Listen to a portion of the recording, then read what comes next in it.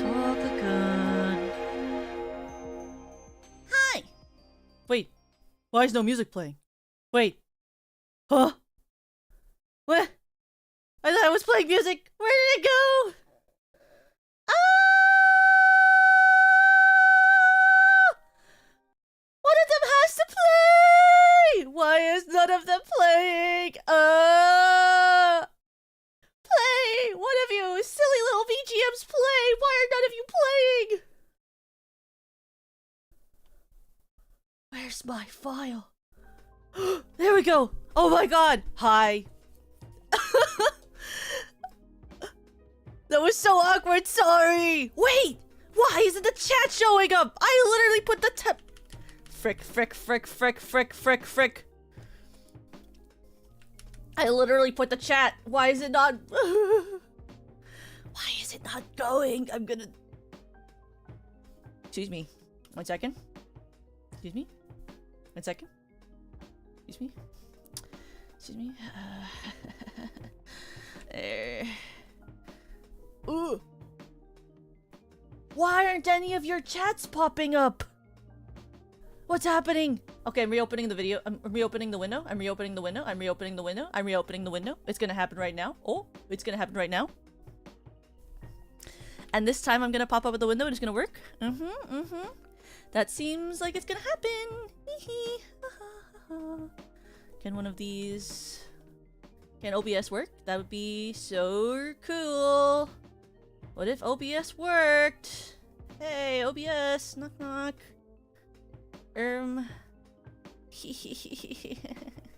What if this... What if I make a new chat box? What if I make an entirely new one with this? And then is it like just the chat in general that's broken? Or is it like just my chat box that's not working right now? Why is the Valentine's Day one working? Okay, wait. What if I steal the code from not the Valentine's Day one? Oh my god! Hi, Serena! My chat is broken! Hi, Starbrights, hi! Don't look at- You fixed it! Oh my god! Starbrights, you fixed my chat! Thanks, guys! What the flippity? Wow, the star shower fixed my chat! Welcome, Raiders. You fixed my chat. Wakarimasu. Thank you. Thank you for fixing my chat. You know, it was just Serena's time magic. She went back to before the code wasn't working and then put it in now. Hi, Serena. How was Omori? How was Omori? Yeah, the magical time traveling powers. She went and and you know, Serena doesn't know how to code, but she certainly went there and she stole that old chat. She put it here. It was super fun so far. I'm hooked. Yippee! I never played Omori, but I've seen what do you call? I've seen like some people play in streams before. It looks really, really fun. Star shower incoming! I love imagining like how aggressive the sound of it is. But I hope you had a great time, both Serena and the Starbrights. I hope you guys had a great time. It's got a great story. Yeah, that's what I've heard. I've heard a really amazing things about the story. Yeah, Serena is very magical. I don't know if you noticed that. She's very cute, very magical. Very I'm trying to calibrate correctly. She's very have you ever watched like Precure? She reminds me of like a Precure girl. You know, there are days where I'm like my tracking is gonna fix the way I want it to look when I look at myself. There we go.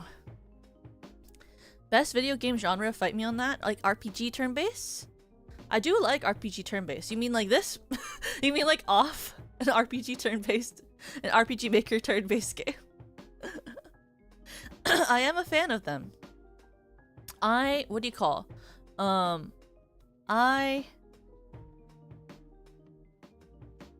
Serena, I was about to say Serena is like a warm rain on a cold day. Is that a thing? I've never experienced warm rain on a cold day.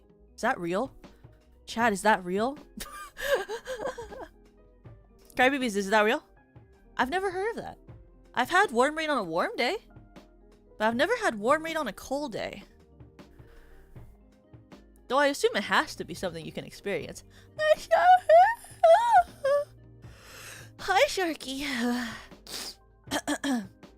I apologize if I seem like super tired. I went to sleep at 6:40 a.m. I went to sleep at 6:40 a.m. and I woke up at like 10. Cause I was busy working last night, so. Atmosphere is colder as you go higher. Yeah. I like, what do you call? I haven't had enough caffeine yet to like fully make my brain functional. I had to make my stream earlier because I what do you call? I have a dinner that I'm supposed to go to tonight, and I forgot. I forgot what time it was. It's because my friend that I normally hang out with on Saturdays, she's going to, I won't say where because I don't want to actually say where she's going. She's going to get like a tattoo done. And we were like, oh, let's have dinner together before you leave.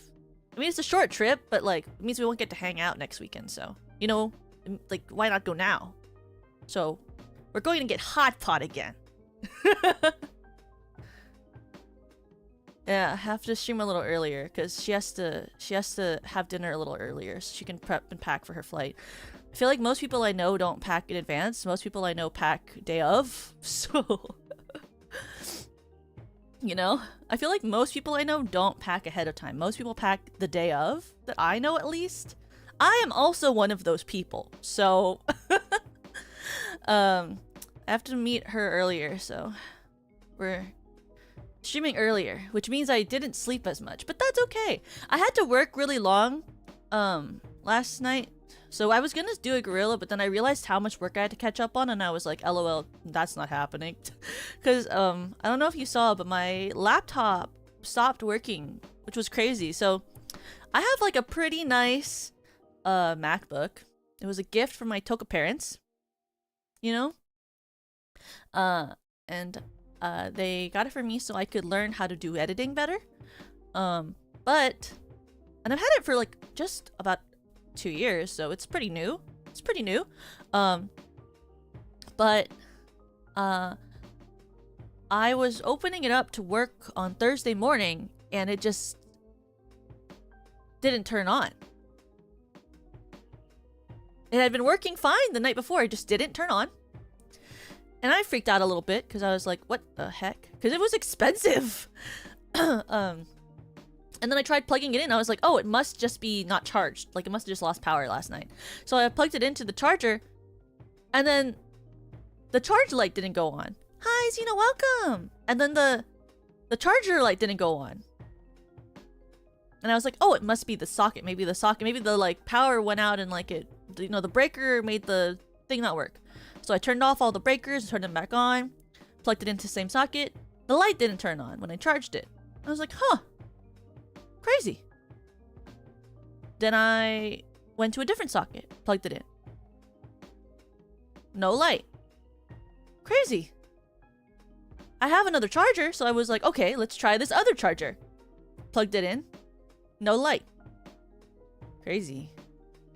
Then I went in my room, because I have like one of those power protector strips in my room. I was like, okay, well, let's try putting in the power protector strip, because the power protector strip I have, it, you know it's working because there's a light on that one. So I was like, oh, well, this socket obviously works, like for sure works. So let's plug the charger in here. So I plugged it in there. Still nothing. And then the internet was like, well, maybe your MagSafe charger is broken. So try like USB-C charger. So I did. I got the USB-C charger and I plugged it in and I waited 2 hours. And I checked it again and it didn't turn on. So then I looked online. I was like, tips for when your MacBook won't turn on. And they said like a couple things like holding this button for 10 seconds, holding a couple of buttons, and then the power button for 10 seconds. And I was like, okay. So I did that. Nothing happened. And, you know, I didn't have time the last couple of days during the work week to go. So I was like, well, okay. And then randomly yesterday, like right around before I had to go to the tech appointment that I had scheduled, my MacBook just randomly turned on and it had 100% charge. And I was like, but I wasn't gonna like not go to the Apple Genius Bar appointment, right? Because like I want to know what happened, because obviously I don't want it to happen again. So I went to the Apple Genius Bar appointment, right? And I was like, this is what's been happening to my laptop. Please help me fix it, because I can't afford to have this thing not work. Because not only do I need it for like editing for VTubing, I also need it for my other job. Like I'm not given a computer at my job. Like that is how I do my normal job too. So, you know, I went to the Apple Bar and they were like, well, the battery looks fine and you should just update it, because it was one update behind. And the person was like, sometimes it just doesn't work. And I was like, that's not a real answer. Can't be the answer. Why would it just stop working just because it's one update behind? But like, you know, I'm anxious, so I was just but you know, like, I'm anxious and I didn't really want to talk to them because I was like, I didn't want to be there in person anyway. I didn't want to even be there. So I was like, are you sure? I was like, are you I was like, are you sure? And this person was like, yeah, just update it. You're one. It was like I was like 0 point something % behind. And they were like, yeah, sometimes if you're just like one update behind, the MacBook will just stop working. I was like, but it wasn't even accepting charge. Like, that can't be normal. Like, it wasn't accepting charging, so that just doesn't make any sense to me. Like, at least it should charge if it's gonna not turn on, you know? Like, I've had my old MacBook Air like black screen on me, but you know, at least it charges when it black screens. And the person was like, no, should be fine. Just make sure it's updated, and if you have more problems, come in another time. I was like,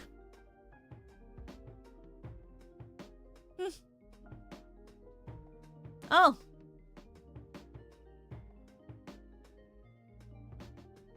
Nope, they didn't even try plugging in a charger. All they did was look at my battery, say my battery was fine, say that I shouldn't be having this problem as long as I'm completely always updated. And they were like, you can go. And I was like, I'm 3 days behind on work. And this is your answer? And they were like, yeah. And I was like, oh, okay. That's super chill. And then I went home and I worked. So anyway. Anyway, you can't see it, but I'm doing a thumbs up at the screen right now. They didn't try to troubleshoot or anything. They were just like, yeah, that's probably what happened, so come back later. Come back later. And I was like, oh, okay. Problem fixed. It turned on. Yippee. So, yeah. Then I came back home and I recorded a bunch of things I had to record and edited a bunch of things I had to edit.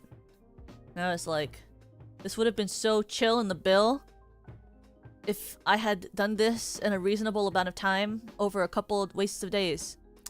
I didn't have to pay for the appointment because I have Apple Care, and I also believe do you normally have to pay for a Genius Bar appointment if they don't do anything to your computer? I never even had to use a Genius Bar before. I've never had an issue like that before with my computer. Well, not one where I thought I had to go in and get it checked out, because, you know, like, I've had I used to have a MacBook Air, which The reason my parents helped me upgrade my computer was because MacBook Air, not very strong. But, you know, I used to edit a bit on that one, and that one, it was so crazy. When I was back in school, when I used to edit on my MacBook Air, sometimes that computer was like so, you know, weak, as they say. Weak baby. That like, I would open Premiere Pro, and then like I would edit for like 10 minutes, and I'd have to save because I could tell that my PC was about to crash. Or that like the program was about to close on itself because the Mac didn't have enough energy or power to actually edit in Premiere Pro. But I did a lot of projects for my for when I was at school that was on my MacBook Air on Premiere Pro that just like they would just crash constantly because there wasn't enough processing power to actually use the program. I've edited like a pretty long thing before on a MacBook Air that like every 10 minutes I had to just save and hope because it would just break down. Oh, you had Google Chromebooks at your school? That's so cool. I didn't get provided a computer when I was at school. I had to buy my own. Well, I originally had a my first laptop because I grew up with a, you know, the Mac desktop computer. I grew up with the Mac desktop computer. But when I went to college, I got a Microsoft Surface, which was like not the smartest decision of myself because I had never used Microsoft before. I had never used a Microsoft product before I got that Microsoft Surface. And it was because I wanted to learn, because that was before I had an iPad. So like I wanted to have a computer for college that I could draw on, as well as it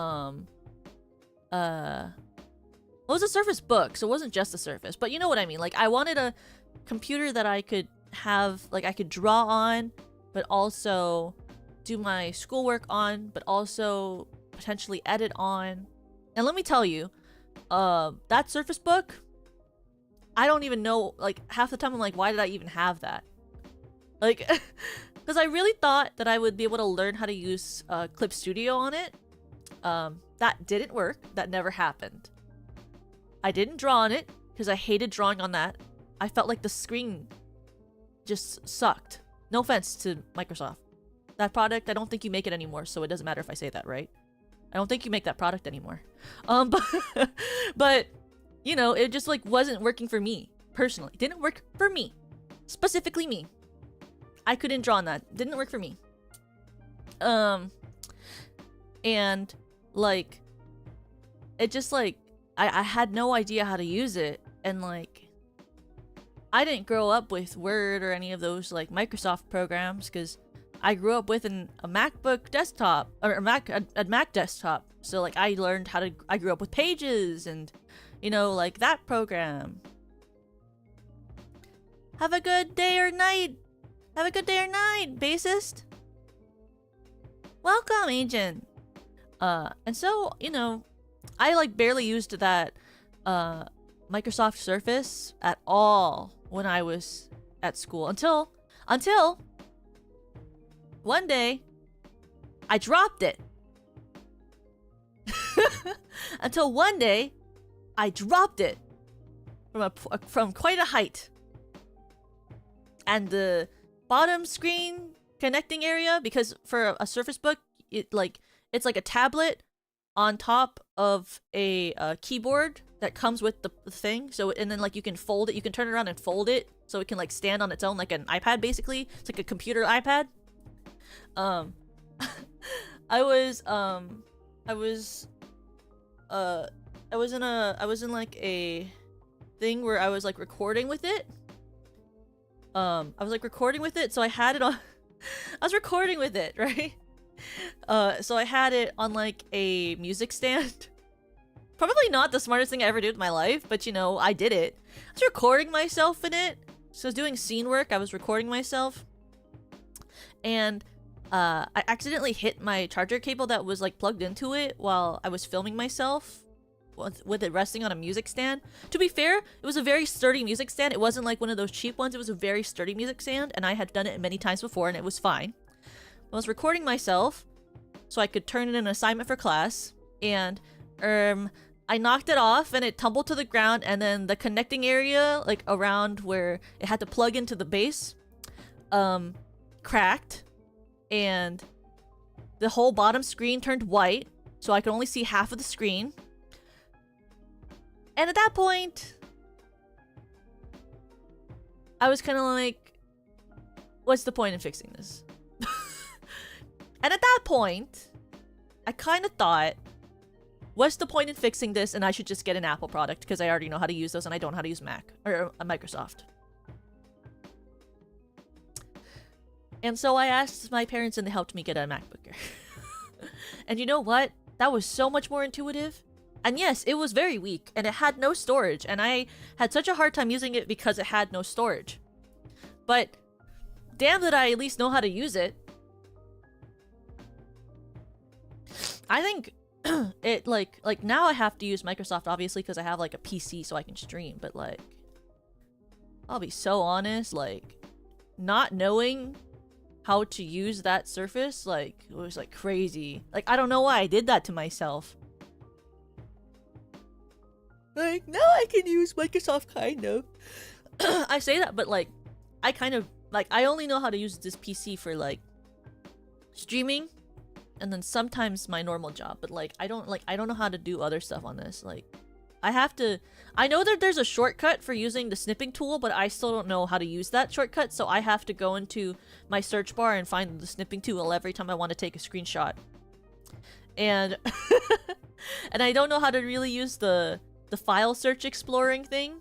I like lost a file yesterday and I messaged Senbei and I was like, Senbei, I can't find this file. How do I search in the search file explorer on Microsoft?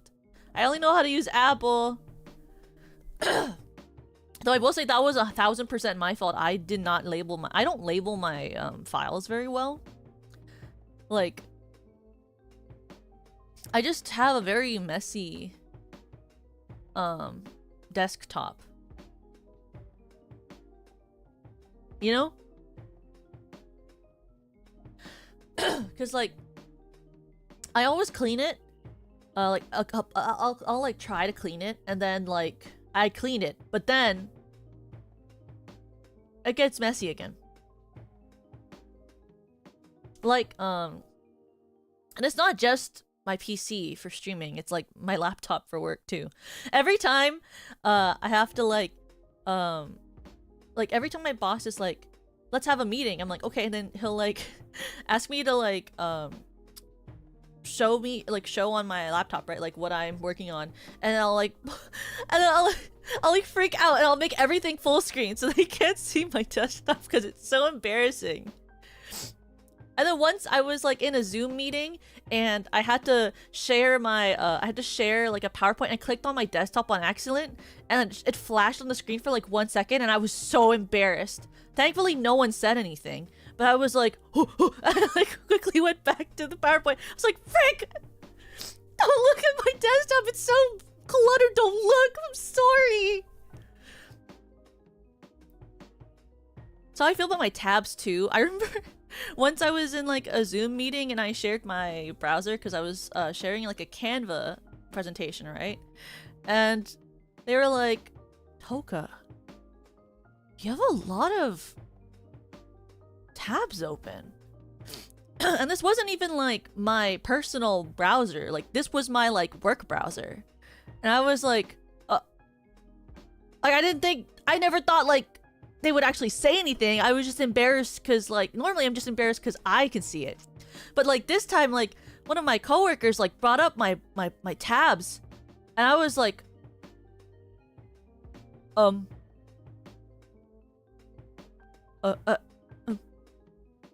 I was like, it's just easier to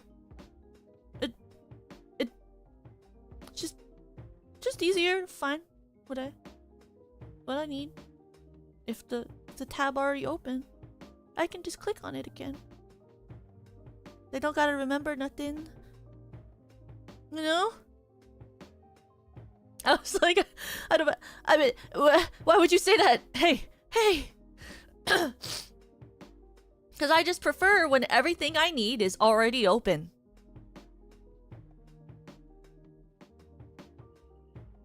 Yeah. If you just have it open, then you can just... You don't have to ever search it again or remember. Because sometimes, you know, like... I've had this job for a while, but sometimes I just, like... I just forget. Like, I'll forget, like, the name of a thing I use, right? You know, like... I like... There's, like, you know, a bunch of different things you need for jobs, you know, like, different websites and stuff, you know? And, like... titles of things and documents. Like, I'm not gonna remember the names. Like, if it's just already open and I never close it, then I never have to remember the name. It's just always there, and I can just go, oh, it's this tab. Or if I'm confused and I don't remember, then I can just go through every single tab. Yeah, there are bookmarks, that is true, but I've never... No matter how many times I try to learn how to use bookmarks, I feel like I never actually learn how to do it. What? Thank you, CJ. Thank you for the $2. Tokuko, supposed to tour plus. No, no, I'm not. What the heck?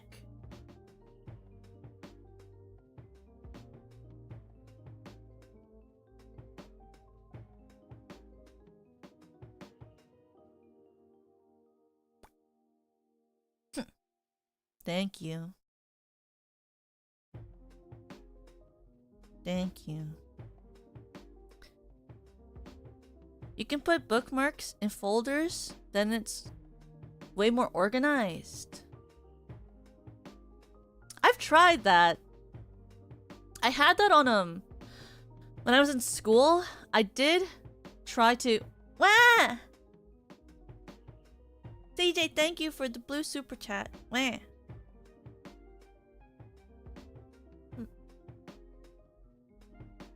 Thanks, I guess. That's embarrassing, thanks. It's insane, thanks.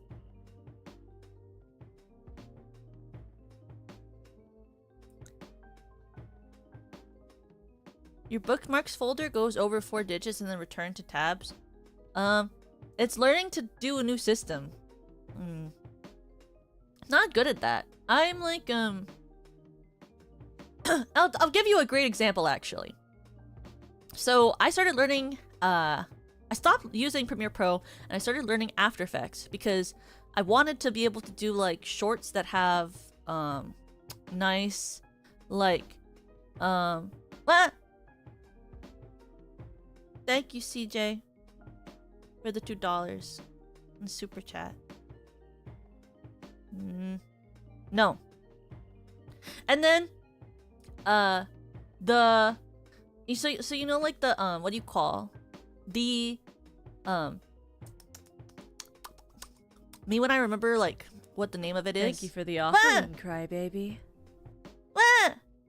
Reg, thank you for the 555. Do you want to know a story about 555?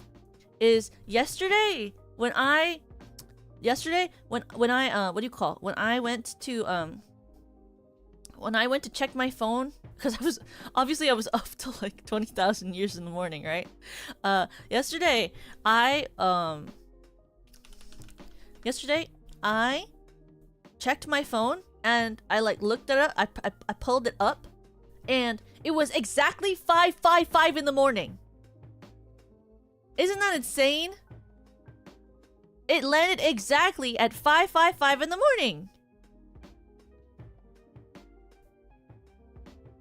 Except super chat if yes, use Microsoft product if no. Well,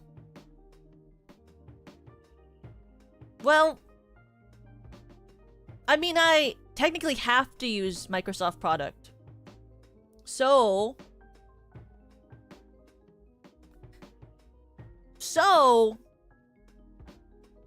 just saying.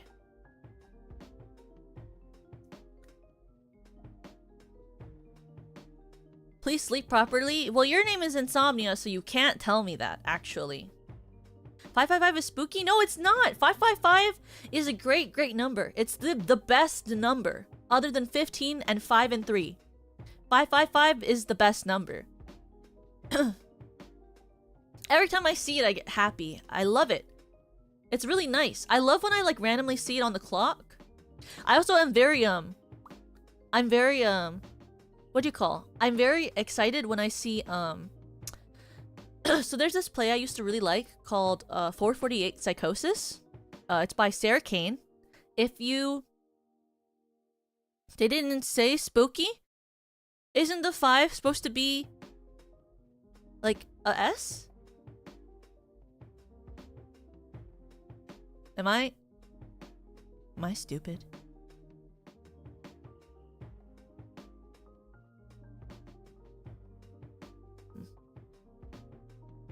Yeah, 5 is an S.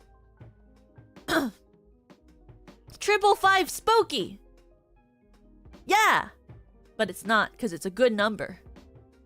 It's a very good number. I love that one, and I like 448. If you have never read 448 Psychosis by Sarah Kane, it's a very short play, and I think you'd like it. Well, actually, scratch that. I don't know if you'd like it. It's a very depressing play. It's a very depressing play. It's like what do you call? Like, it's like about her time in the mental health ward. She's like this writer I really appreciate. If you've never read her plays, they're very metaphorical, surreal, about very depressing topics. But she's very how do you say, like, her metaphors are... I always love when I say how do you say as if I don't speak fluent English. As if, like, I need to translate a different language into English in my mind. But I, like, only speak English, and I'm like, how do you say? As if, like, I'm trying to translate. But no, I'm just trying to remember, like, how to speak English and put words into the world.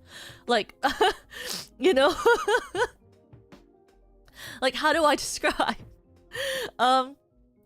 Like, how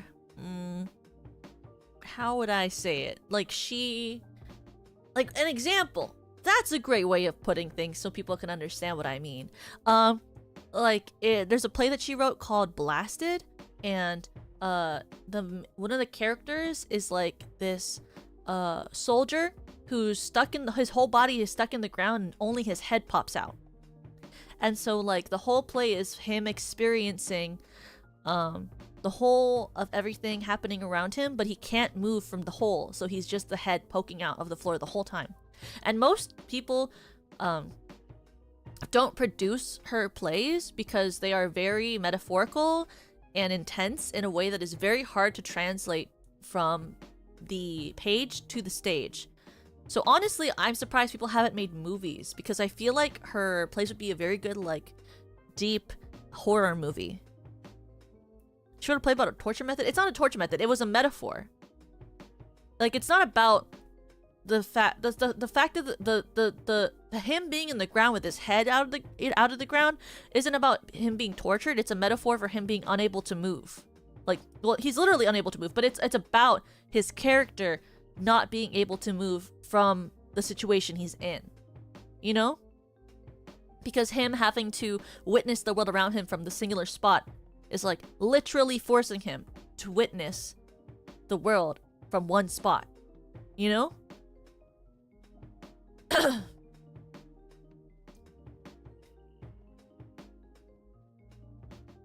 Yeah, but that's not the point. That's the whole thing I'm saying. It's like, that's not the point. It's like, it's not about it being a torture method. And it's not, he doesn't drown. It's about using that type of thing as a metaphor for other stuff in the play. You know? Like, or like in her, there's a play that she wrote called, there's Blasted, and then there is Cleansed. Cleansed, like, there's like a girl who, basically is like a performer in what is basically like a show music box, and like it's a metaphor for like it's like her. I'm trying to remember exactly what happens for that character because I don't read Cleanse that often. It's not my favorite one of her works, but it's like the girl. Oh no, here's a better one. So in Cleansed, there's like this couple, and one of them is kind of like not as committed as the other, but they're gonna get married. But then she like basically has them be like saw captured, basically like happens to them. Like they get captured by this person who's basically like a Jigsaw character, and he tests their commitment. And I won't spoil it obviously, because if you want to read it, you should read it. I won't spoil the whole thing, but basically she tests their commitment, and one of them can't do the commitment, and so she cuts off that person's finger and then makes him swallow the ring with the finger as like a metaphor for like making you force yourself to understand how poorly you fucked up your commitments, that you can't commit, and that's a bad thing, you know? It's kind of cool, kind of nasty, kind of cool. Yeah, Sarah Kane is very, very cool. Her works are amazing to me. I like, my favorite of her works are Crave, and I love 448 Psychosis. Crave is about like it's more poetic. It's much more poetic, and it's about like more about connection. It's like craving connection, to be seen, to be heard. I'm more into like her poetic stuff. And then 448 is like a poetic look into her mind when she was in the psychiatric ward. And I just think she's very, very interesting to read about. I like reading about her mindscape. Like, I like hearing about, like, I like her thoughts. She's very, she has, like, very good quotes. Like, what's my favorite Sarah Queen quote? She has some pretty interesting ones. I used to have one in my, like, I used to keep this book. I don't know where it is. It's somewhere in my apartment, but,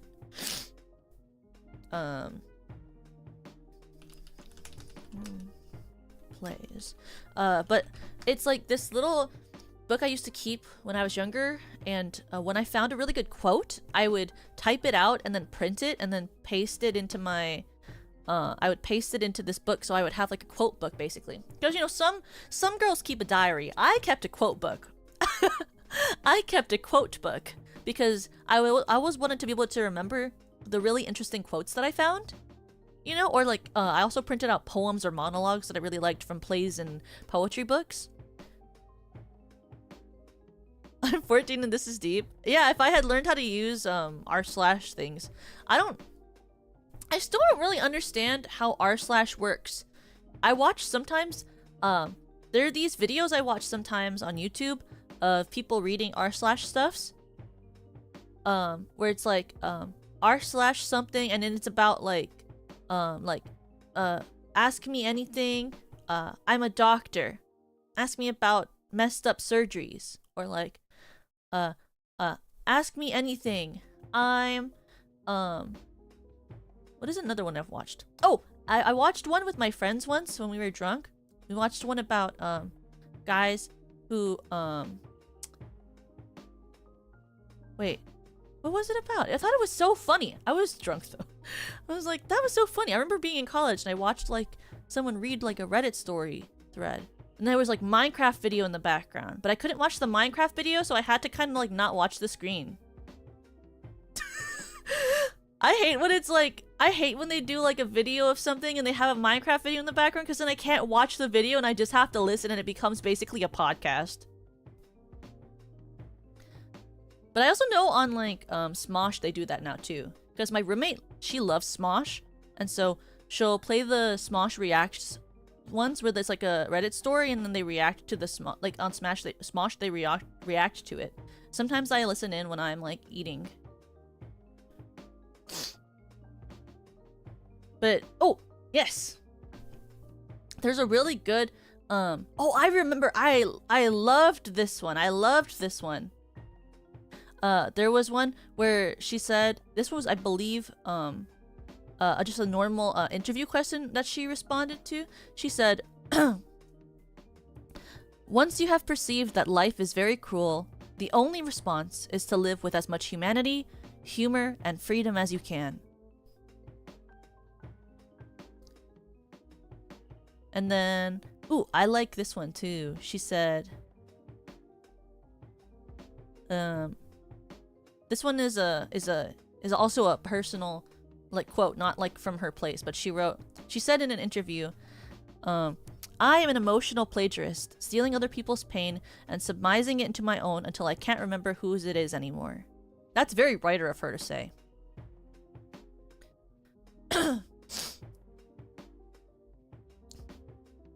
And then she also said, this one is from Crave. This was one of the ones I liked from Crave. She said, what I sometimes mistake for ecstasy is simply the absence of grief.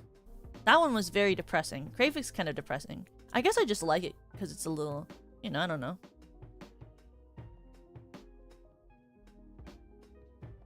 Oh yeah, I used to like, I remember I included this in a essay I wrote about her. I wrote an essay about her in high school. I was in a theater class and they were like, pick a playwright that inspires you and write like an essay about them, and I wrote about her. And one of the ones I used this like, I think I used this as like my essay title. It might have been my essay title. But she has a line from 448 Psychosis where she writes, embrace beautiful lies, the chronic insanity of the sane.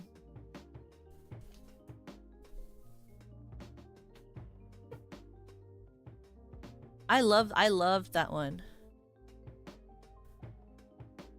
Because it is true. A lot of people who are like just live their life embracing these lies, and they just like don't want to be honest to themselves, and so they suffer and they suffer and they suffer. But that's just how life is. Reflection is a thing we have to teach ourselves, and it's a skill you have to cultivate. Reflection doesn't come for free. Or at least the society doesn't want you to have it for free, you know? That is great. I like her writing. I like her writing. I think she writes in a very poetic way. It's a little dark, but to me, I think that's fine. Reflection tax is embarrassment. That's true. Not just normal reflection tax either. It's like painful reflection tax, you know? Sometimes I reflect on my past behaviors and I'm like, I don't even know if I'm embarrassed as much as I just wish I had picked a different answer. You know? Like what, like, cause like now I'm like, oh, well, I wish I was a bigger person. You know? Like once when I was younger, there was like a field day. You ever have one of those? I had like a field day, and there were these girls who were mean to me growing up, and one of them threw a ball at my head and it hit me and it hurt like hell. So I picked up a different ball and I chucked it back at them. I was tired of their behavior. I chucked the ball back at them, and I got caught by my Tokapa, and he was like, Toka! And I was like, ugh.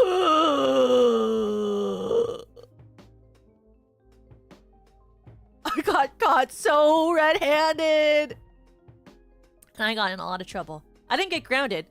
I almost never got grounded growing up. I only got grounded once for sharing a toy with one of my friends. But I like, he was upset. Oh, I was in so much trouble. If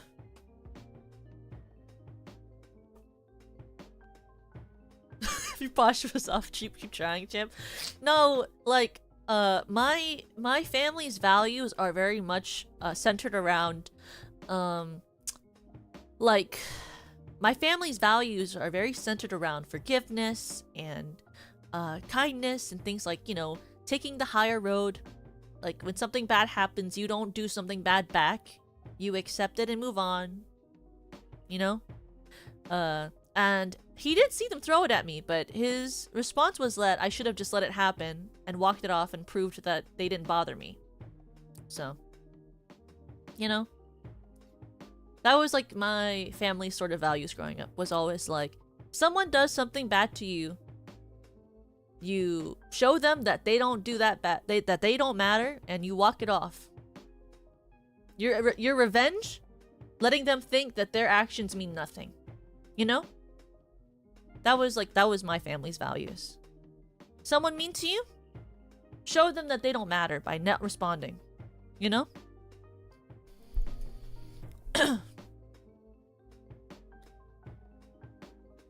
But that was kind of like how I was raised, and I still kind of behave like that. I don't always agree, but I don't always agree, but I certainly try. Translate well to a city environment? Well, yeah. But then you can solve that by just not really leaving your house or apartment, you know? That's what I do now! That's what I do now! I just don't leave unless I have to, like getting my freaking Apple computer fixed, but then being told nothing's wrong with it!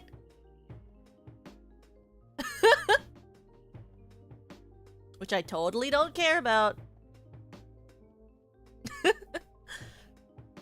Leaving the house is overrated? That's true! It's way overrated. Why would you want to leave? I love being like a short little ditty of a walk away from my bed at every given point of the day. Do I use my bed often? No. But do I enjoy knowing that at any point in time I could go and lie down? Yes. I don't lie down very often because then I might take a nap and I don't have time to have a nap. But do I enjoy the comfort of knowing that at any point I could go and take a nap if I wanted to? Absolutely. It's such a secure feeling to know that I could just have one if I wanted one, you know? It's like one of those simple pleasures in life. Knowing that at any point I could lie down. It's pretty nice. It's pretty good. Yeah! I love my bed. It's not as comfortable as, like, the bed I grew up in, because when I grew up, my bed was, like, better. Because when I grew up, well, in my, like, childhood home, my bed is, like, it's like a nice Costco mattress. I don't know what company it is, but it's, like, much firmer. And when I moved into this apartment, I wanted a bigger bed because my cat loves to try to shove me off the bed. I don't know what her problem is, but I wanted a bigger bed so that she would stop shoving me because we'd both have our own sides because I used to have like a small bed. And now I have a bigger one, but I couldn't afford like a nice mattress. I had to get a used one. And I know you're gonna be like, ew, Choka, buying a used mattress. Not everyone can afford a new one, okay? Whatever! Because I know when I told my friends that I was getting a used mattress, they were like, Toka, that's disgusting! Okay, well, used mattresses, you just get them secondhand off of like Facebook Marketplace or Craigslist. I found this person who was selling basically they were moving and they were selling a nice queen bed and a mattress for very cheap. And they said it was only used for 1 month. And I was like, 1 month is fine. Like, that's not that long. You know, because they were moving. And they wanted a different bed and a different mattress. And I was like, well, 1 month isn't that much time, you know? Nothing bad could have happened on this mattress in a month. So, I went and I grabbed that bed and the mattress. I did check for bed bugs. It did not have bed bugs. Do I know if something happened on it or if they used it weirdly? No. But, you know, I let it air out for a night. I was like, just put it in my room. Air it out for a night. Won't lie in it for a night. I have, like, a mattress cover on it. And I have, like, sheets on it. I was like, I sprayed it with, cleaning spray. I was like, well, I'm not lying directly on it, so. But it's softer than I would like. Because I prefer a very hard mattress. But, you know, I was on a tight budget, so that was enough for me. It's bigger than my old one. I can roll around on it. That's what mattered the most. Wasn't whether it was new, it was whether I could roll around. Because I like to, I sleep like a vampire in a coffin, but when I'm not sleeping and I'm just like relaxing, if I'm just lying down, I like to be able to like really like starfish and roll and like, you know, like, you ever like, I don't like, it's not burritoing because I'm not like holding the whole blanket and rolling into it, but you know what I mean when I'm like, I like to like reach out on one side, kind of like a cat, and then like pull the blanket in and like hold it to myself. I don't know what you would call that. I like to like cat stretch and then grab all the blankets and pull them into me. So it's like, you know, so it's a little bit softer than I wanted. It might be used, but hey, I can have all this space to myself, and then when my cat sleeps next to me at life, I have about a normal person's space to myself. And then when my cat comes, I have about a normal human space. So she's like, I don't know how to say it. She's like, she's got the behavior of like an adult human, because she'll like she doesn't have any like ounce of, well, I guess if you had someone, then they would have an ounce of respect. I guess she has she's like a not human, which is a cat. I can speak English. She's like I was gonna like she's like a not human, but she is not a human. She's a cat. She has like she has the respect of not a human because she loves to just push me. She shifted her behavior to my cycle. I mean, I'm considerate of her. I don't know why she's not that considerate of me. She just likes to like lie horizontally on the bed, and she's rather large. She's a 14-pound cat.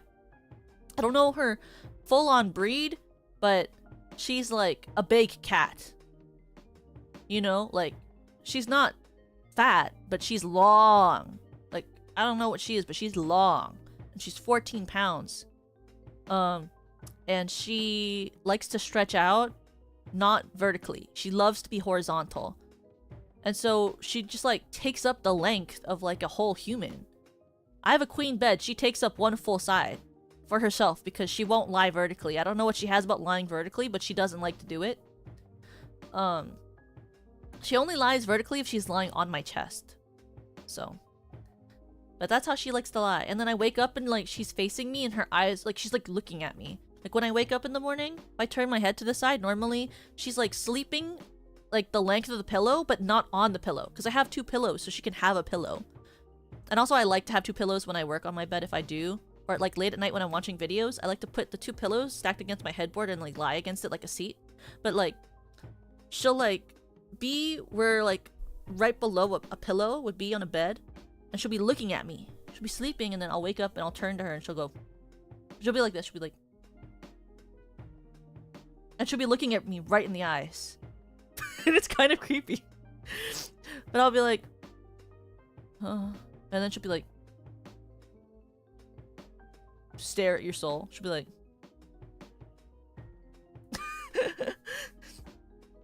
and I'll be like, good morning, and she'll do the cute thing. The cutest thing I like about her is when like when I wake up in the morning and she wakes up and then she does like a huge like she does like a giant cat yawn. She's like, and then she'll reach her little paw forward without the claw and she'll tap my cheek. She loves doing that in the morning. She'll stretch forward at me and yawn, and then she'll have her tongue out and she'll just tap my cheek with her paw. She'll just put like a little paw on my cheek and tap me a little bit when she does her stretch. She does that sometimes. She'll come up to me and she'll do like a little paw tap on me, like she's petting me with her like her paw, not claw, no claws out. I think she like picked that up because I'll pet her, right? Because sometimes she just comes and she puts her paw on me and rubs it a little bit back and forth. And like it's not like anything else. She just like comes and she just does that, which is like she's petting me. So I think that she picked it up from me petting her, that she just pets me. Which I'm like, well, I'm not your pet, but like, and like I pay your rent and I pay you for your food and I pay for your vet bills and I pay for your everything, but like, sure.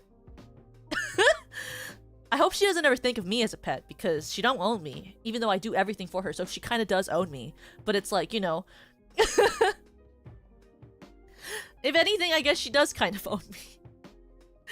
Like, I do own my dog, and he listens to me most of the time. But, like, you know, I don't know about my cat. I kind of do whatever she wants me to. Unless she's being a bitch. Sometimes I'm like, shut the frick up. That girl, sometimes I'm like, and it's crazy because I feel like it only happens when, like, I want to go to bed early. I'll, like, try to go to bed early, and that's when she's like, actually, I feel like having the zoomies right now. Like, if I'm like, oh, I want to go to bed at, like, 1:50 a.m. instead of, like, 4 a.m. My cat is like, huh. No, I'm awake instead. You want to go to bed. I don't want to go to bed.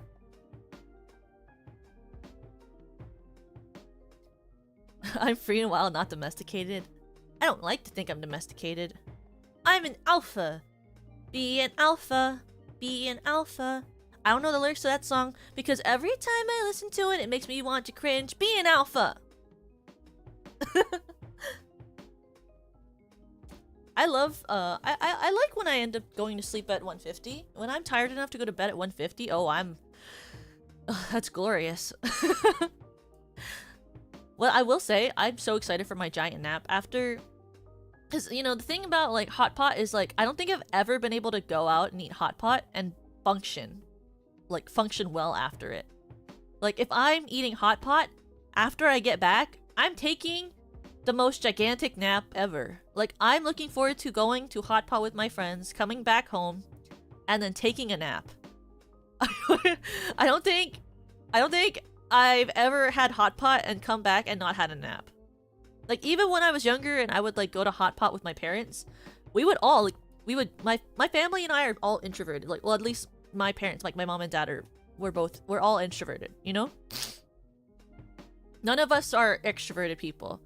And when we would go to hot pot when I was younger, we would like go, and then when we come back, we would all take a nap. All of us needed a nap. None of us could continue on after eating that much food. Like, I don't know how people, like, go to hot pot and then continue their day. Like, I need, like, a full-on nap after that. At least an hour and a half. If not 4 hours. If not 4 hours, at least an hour and a half. It's like, I get sleepy just having, like, eggs and toast in the morning. I don't know how food energizes people. Like, when I wake up, as soon as I have breakfast, I'm like, okay, I'm ready to go back to bed now. I eat any food and I'm like, I need to go back to bed. It's too tiring. Which is why I always need, like, if I'm gonna eat, I need to have, like, caffeine, because otherwise I'm gonna want to go to bed. So it's like, well, it's like, if I do eat though, I guess like I can have like small snacks. Like, I can have a small snack if I'm gonna continue my day. Like I had before stream. Since I didn't really have time to make breakfast, and also I don't really have breakfast as much anymore, even though I did buy all the stuff to make overnight oats and I liked having overnight oats, so I just have to make those again. I've been saving them for when I have work in person, but like,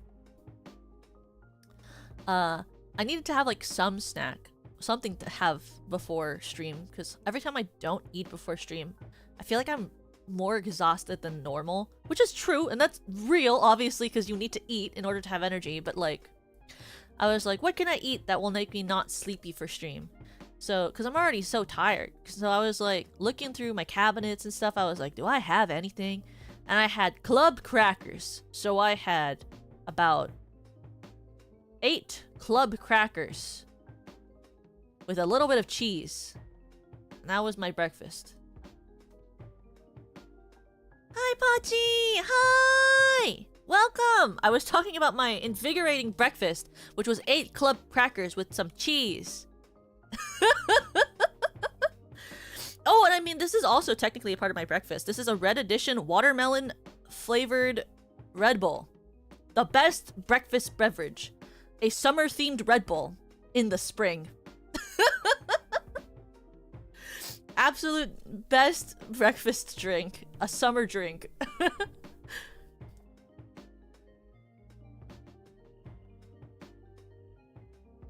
Not the 5 IKEA microwaved meatballs. That's insane.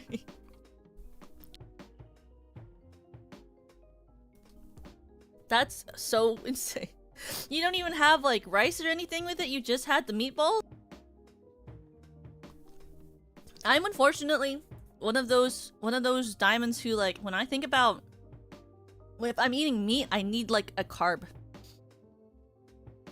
Like, I can't eat meats without a carb, to the point where, like, I literally will, like... Oh, you had veggies? Okay, that makes sense. Veggies, I can speak English. That's my first language. It's my only language. I take veggie medallions as well. I could take that. Yes, vegetable or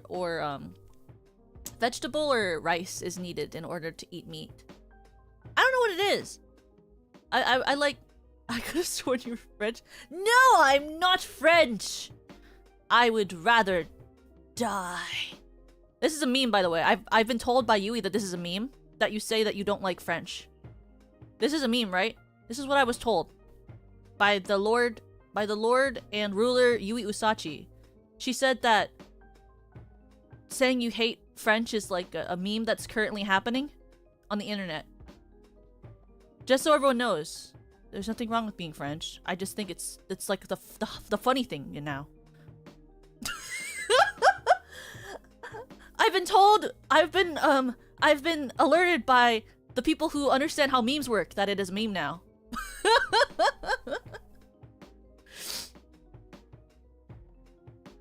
It's best if you type it like French too. Yeah.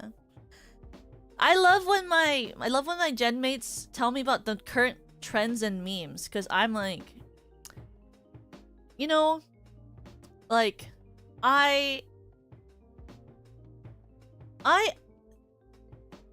I'm not old, but I tend to catch on to memes from when I watch like Good Mythical Morning and then they reference a new meme. And I don't know if that makes me seem old or not, but that's, you know, it's just good. Good Mythical Morning is an excellent source of memes. I also sometimes learn about them from like, I like this creator called Chad. She's a video editor / maker on YouTube. Watch all of her. You know?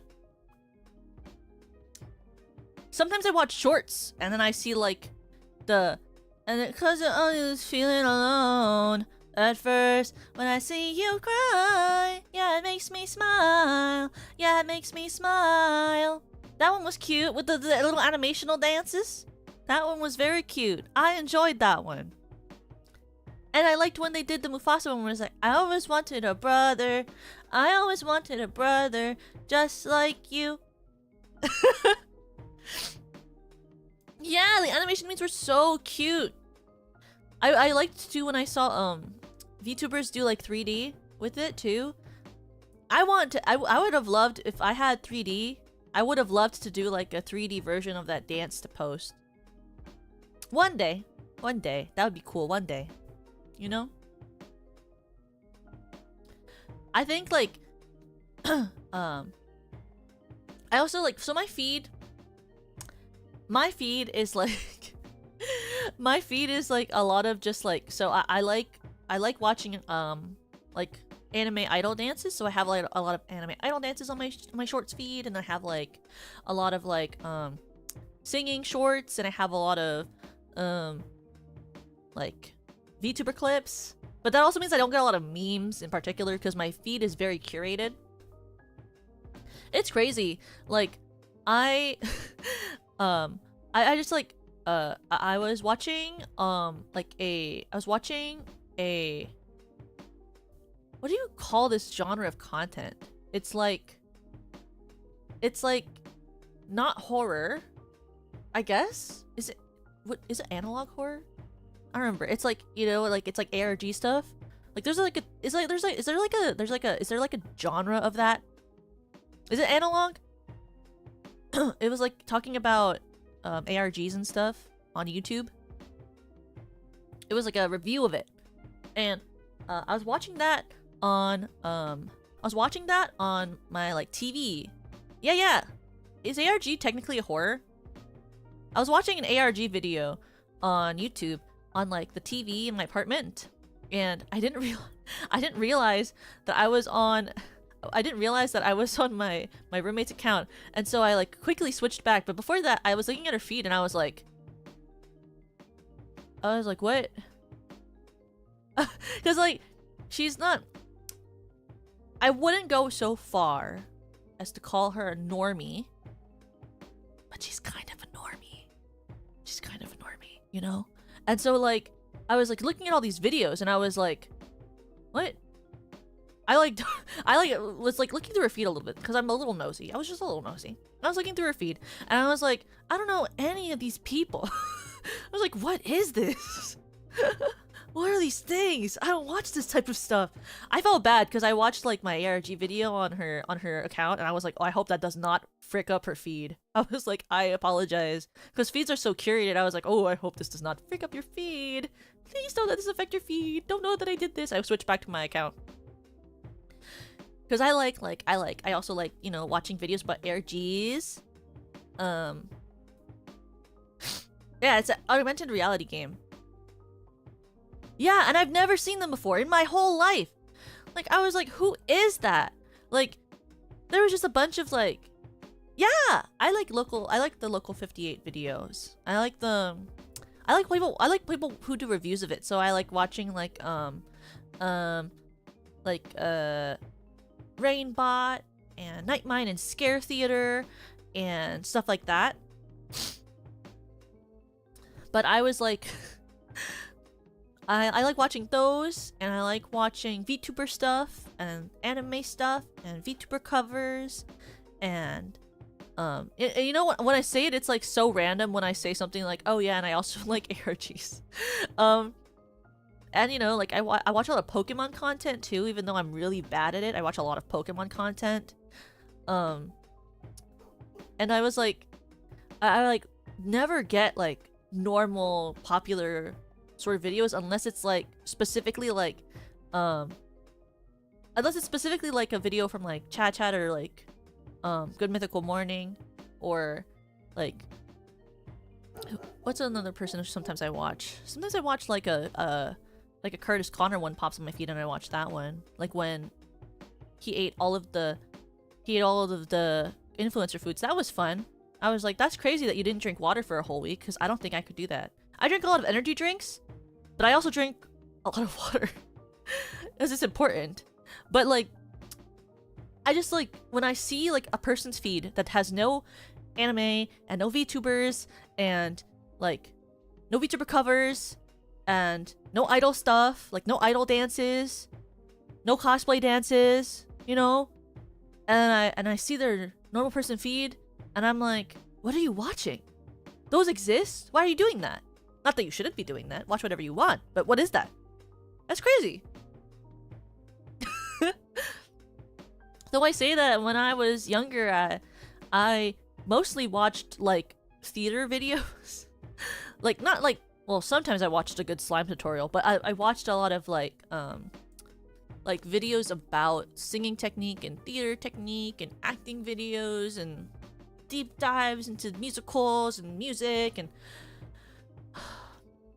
I guess I also still watched anime then too, so there was still anime on my feed. But you know, feeds were different back then. It's crazy how different the algorithm was back then, because I could watch an entire series of anime on YouTube back then, and then like it still wouldn't feed me anime. You know, like that's the crazy thing, is like back then you would watch like an entire person who uploaded Tokyo Mew Mew. Also, it's Ichigo Momomiya's birthday today. Happy birthday, Ichigo Momomiya! One of my favorite anime characters. Happy birthday, Ichigo! Hi, you're so high! It's Ichigo's birthday today. If you don't know who that is, why? but Ichigo is the main character of Tokyo Mew Mew. She's the cat girl, and Tokyo Mew Mew is one of my favorite anime growing up. Doki Doki. Doki Doki. I did a short of like the opening to that a while back, but it's like this anime about these girls who basically like What? Thank you! I'm happy you like my Rot for Cloud cover. Oh yeah, if you didn't know, I released a new cover of Rot for Cloud by Jamie P that came out a couple of days ago. I hope you like it. I did a sick dance in the instrumental break, but you have to create it in your mind. But I did a sick dance during that break. Just you have to make the dance up in your mind though. But I technically did a sick dance in it. Technically, I did. If you remember, if you imagine it, I did. It's Peak. Thank you. I'm happy you liked it. Wow, thank you, Hitch. Thank you. Yeah, I did all the Fortnite dances from that game I never played, and it was super poggers.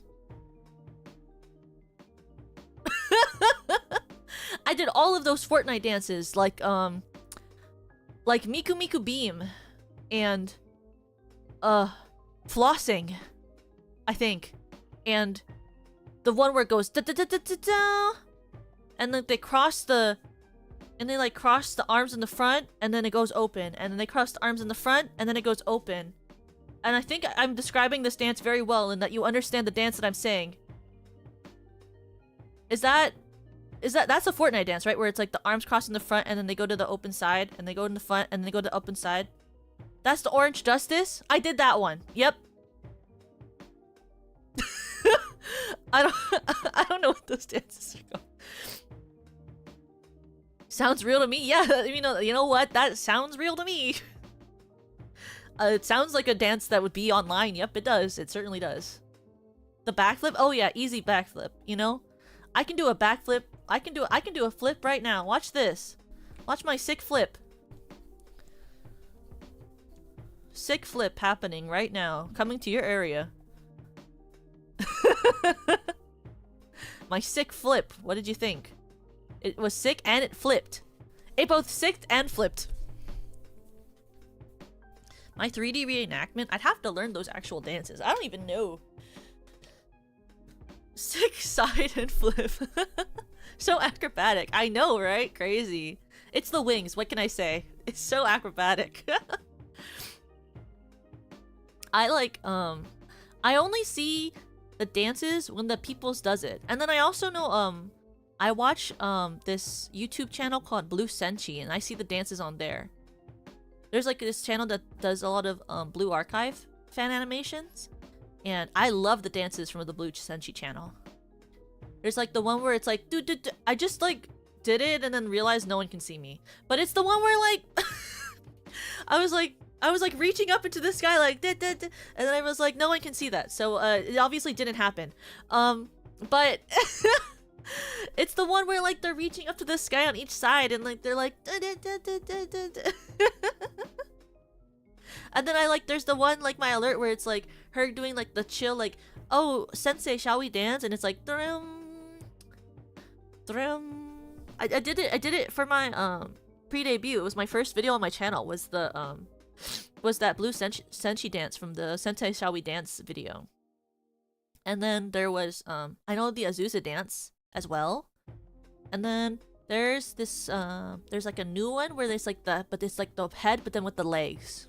And it's just the head and legs, I think, for that one. They're also cute. They're so cute. I love the Blue Senshi animations. They're so cute. Oh my god, my neck. Did you hear that? I cracked my neck so loudly. Did you hear that? That was kind of aggressive. Sometimes I wonder why my neck cracks so loud. I used to scare my parents. Do we need an anime list? Nah, I'm fine. I just like have always had very loud neck cracks. I used to scare my parents. I love the characters in Blue Archive and I love the art. And I wish I liked the gameplay. Because I read up about them, but I don't really like watch it. Or I watched some of the anime, but I didn't finish it. But I don't like know the whole stories of everything because I don't play the game. Because I feel like I can't get into the gameplay aspect of it. With like the shooting and the guns. With the guns and the shooting and the shooting and the guns and the guns and the shooting. Yeah! I've seen her art. She's so pretty. She is so pretty. I love her art. I don't think there's like a Blue Archive girl I hate the look of. I'll be honest. I have favorites, but you know, like I really like Kazuza and I like Azusa. Azusa and Kazuza were actually references that I sent to my artist when I was designing my model. So I was like, I would like if my expression was reminiscent of Kazuza, Azusa, or Freeren. I sent Azusa, Kazuza, and Freeren to Lucy, and I was like, can that be like my general base expression sort of vibe? Like, I want my vibe to look like I'm like one of these three characters. Did it work? Tell me, do you think it worked? I sent those to Lucy and I said, I would like my general vibe to have the vibe of these three characters. Did it work? Do you think I give the vibe of Azusa, Kazuza, and Freeren? And you know what's funny is I never even finished Freeren. I just am obsessed with her character. Every time I see something happen, I'm like, oh my god. Like when I see a Freeren clip, I'm like, I love her. It worked? Yippee! Because my favorite character... Why do I make sound like that? Like, sometimes I make a sound and I'm like, why did you do that? Like, I'll be like, I'm like, what did you do? Why would you make that noise? Anyway, I like... I always Hifumi, Serena, and Azusa Toka would be very fitting. This is true. This is very true. The I like what do you call it? There's like my favorite anime character in the whole world is Daibanana, and actually I have a Daibanana plush. I actually have one. So like there's these Review Starlight plushes that like you can only get in Japan, and they were limited time, I believe, in like a crane game thing for an event they did. But I have one because I'm obsessed with her. I've almost never bought anime merch my whole life. The only anime merch I've ever bought is my Daibanana plush and my Daibanana acrylic standees, and I have 2 of them. And my Daibanana keychain, I have 1 of them. And then I have a Tokyo Mew Mew standee of Ichigo. Oh, not a standee. It's what do you call? A figure. It's the only figure I've ever owned. And the Daibanana stuff that I just listed are the only anime merch I've ever bought other than that acrylic figure. But I like love Daibanana. I love Daibanana. But I just like, I couldn't use her as a reference because she's like way too cutesy. Like, I love her, but I mean, she's depressed, you know. We love a depressed girl, but like she's depressed, but you know, like she's too happy looking. She's way too happy looking to have been the reference that I asked for. You know, she's always like smiling even when she's upset, and like, I mean, I guess that is a lot like me, but like her vibe is too happy. She's too yellow coated, and I'm too not yellow coated. I'm too purple coated for that, you know? I'm very purple coated. I also have an Esper plush on my mic stand. I love Esper.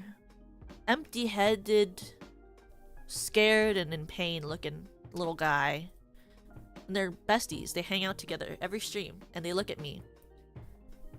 And you know what? It's like they like, and it's like and then you know what? Sometimes they get in the way. You know why? Because like things like yesterday I was recording, and you know what kept happening? I kept hitting them when I was singing, and I kept having it would catch in the mic, and I'd be like, frick. I have to restart because I kept hitting them. But you know what? Worth it. But you know what? Full worth, so.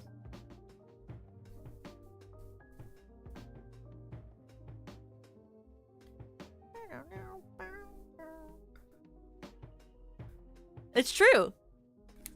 Yeah, did you not think of it that way? I always think of it that way.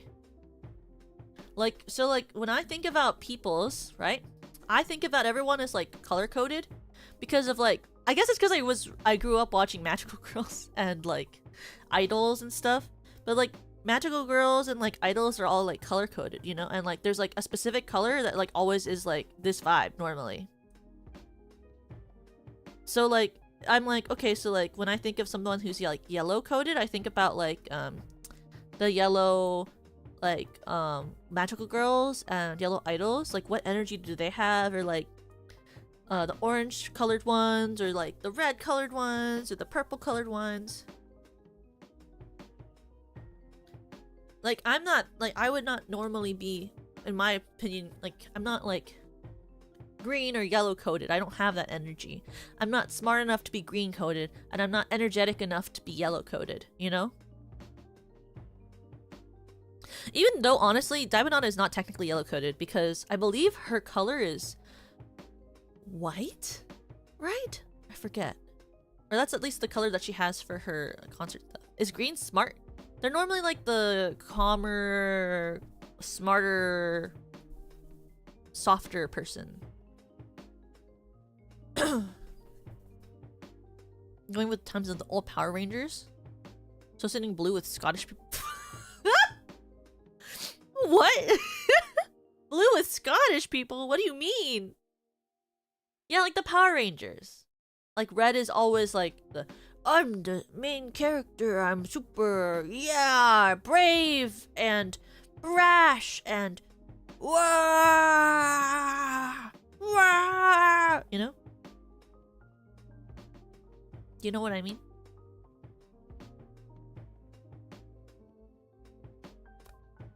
And like the the purple coated one is normally like the more mature one, who's like not old, but a little older, and like, you know, has like a deeper voice and stuff. So I normally think of myself as like the purple coated one. I'm not emo. I am very non-emo coded. Just because I kept a book of depressing quotes growing up does not mean that I'm emo. You know? I say and then watch, like, tomorrow I release a video of me doing a reading of a Sarah Kane monologue. It was a phase after all. I actually never got to have like a emo phase because my the school I went to had like pretty strict dress code, so I always looked pretty preppy, I'll say that. I always looked pretty preppy. They had strict rules about hairstyles as well, so.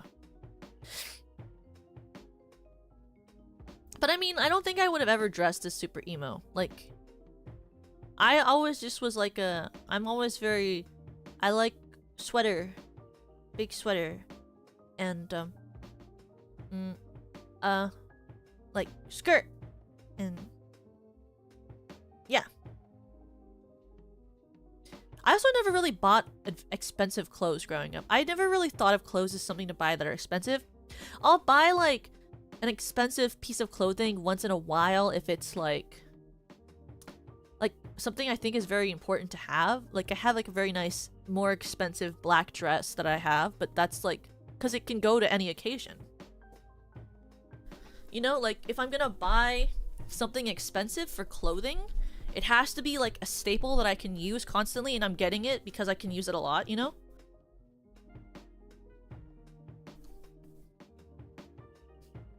Like I have like, you know, every as my Tokuma said, and that's why she bought me and that's why she bought it for me. She said, "Toka, every girl needs a nice classy black dress." And so she bought me a very nice classy black dress that I still own to this day. And I do wear. So it's like, you know, like I've had that for like a couple years. I won't say how long, but I've had it. And it's great, and it looks great. Well, I've never been to a rave. Can you imagine going to a rave? That's insane. I feel like that's too much noise. And it's so loud and crowded, and people are there, and there's lights. Not that light is bad. I have lights in my room, obviously, but like there's lights, and there's many of them, and they're different colors, and they move around, and it hurts your eyes. And people are close to each other, and you're like, why are you near me?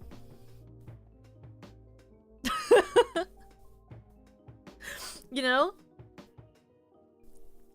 I've been to like concerts and stuff before, but I didn't enjoy the experience of being. I tried for a while to say that I tried for a while to say to myself that I enjoyed concerts. I really did. But you know, even when I said that to myself, I was going to concerts like that.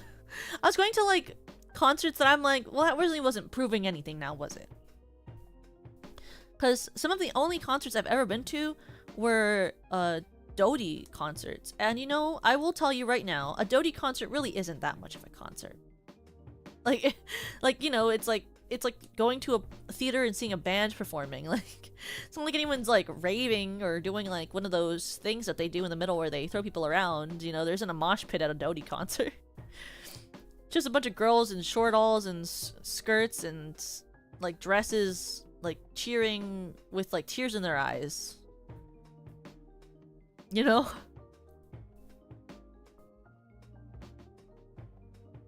That's true. Rave is not within walking distance of my bed. This is true.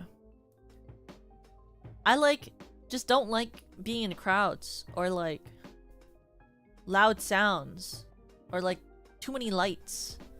It's overwhelming.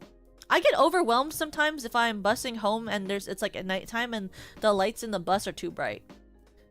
Cause like sometimes, do you ever like think to yourself, why is this light not golden? Like I think every light should be like yellow tinted, and when they're not yellow tinted and they're white tinted, it makes me want to like rip my eyes out because it's too bright, and I don't appreciate that.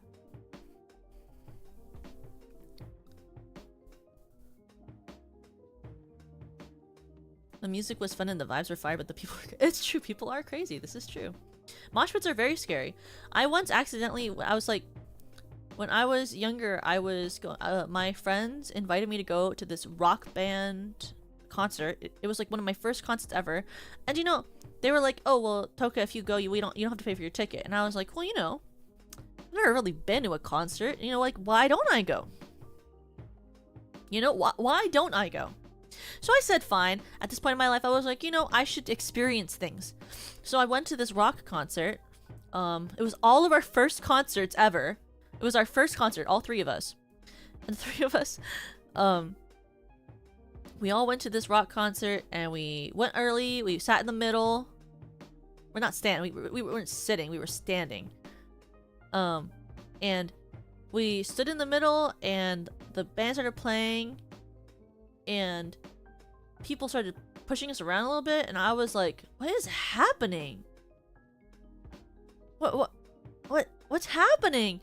We all started getting really scared because we were like all younger and we were all like small girls. And then thankfully there were like a couple of nice people in the mosh pit who noticed that we were like getting scared and we didn't know what was happening, and so they like formed a little circle around us and they walked us to the edge of the mosh pit and helped us get out, which was so nice of them. They were so sweet.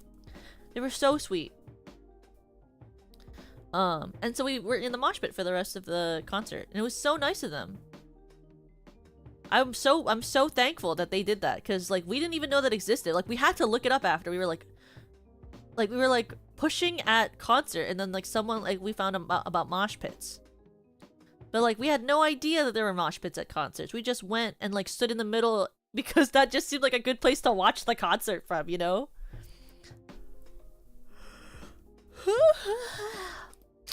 Yeah.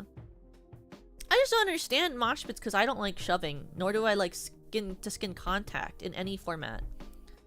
I don't even like it when my doctor touches my arm to poke me with the needle. Like, don't touch me, you know? So it's like why would you do that? Why would you do that? Did you have crowd surfing too? I don't remember. It was so long. I mean, it wasn't that long ago. I was just like, I will say I was so overstimulated during that concert. I felt like my brain like was like melting. I was like, I can't think. They're like doing like rock scream, and I was like,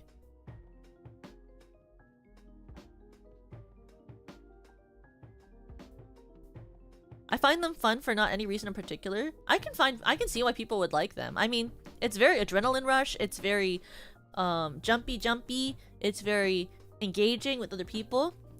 I just don't like any of those things. But like, I understand why people would find it appealing. I mean, there has to be a reason everyone does mosh pits at all these different concerts, right?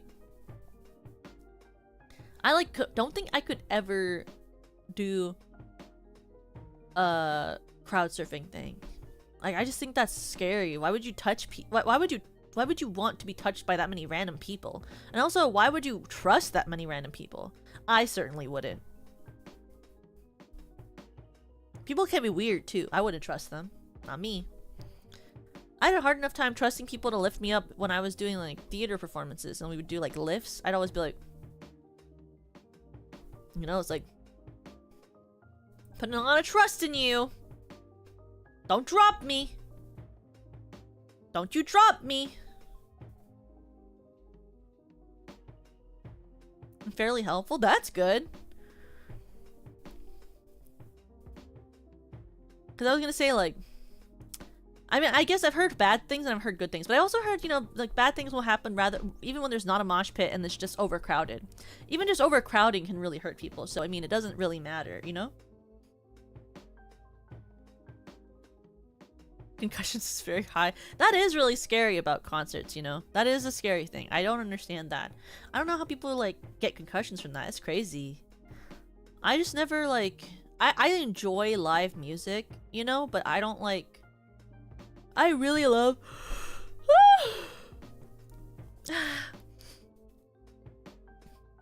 I really love live music, but I hate the concept of being not seated around and like not with other people.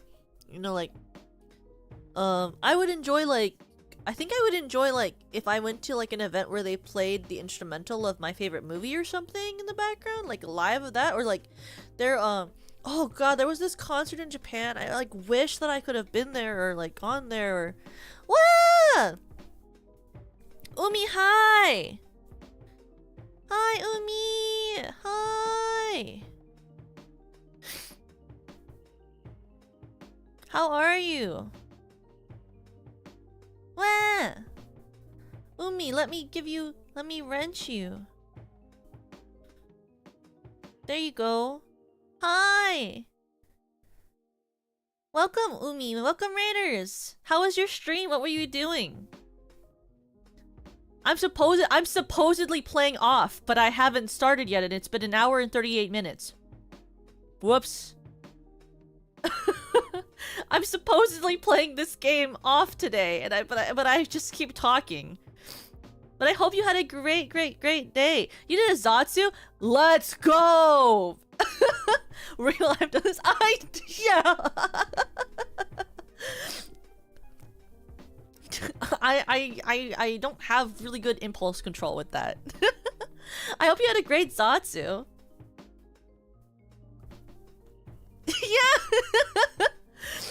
It's like I promise I'll play this game eventually. If I just need to what if I said one more thing? But I'll shut up and play the game now. But what if? But hey, did you forget? I just had to say this, like you know? Umi's a really great yapper, by the way, guys. If you're not from the Umi raid and you haven't checked out Umi before, please check her out. She also has this amazing song, original song called Endless Blue. If you haven't heard that, please check that out. And she's also, just in general, if you haven't checked out her shorts cover of The Wizard and I, you're missing out, by the way. I listen to that short all the time, by the way. If you haven't checked it out and you like theater, you should, you know, look at Umi. The end.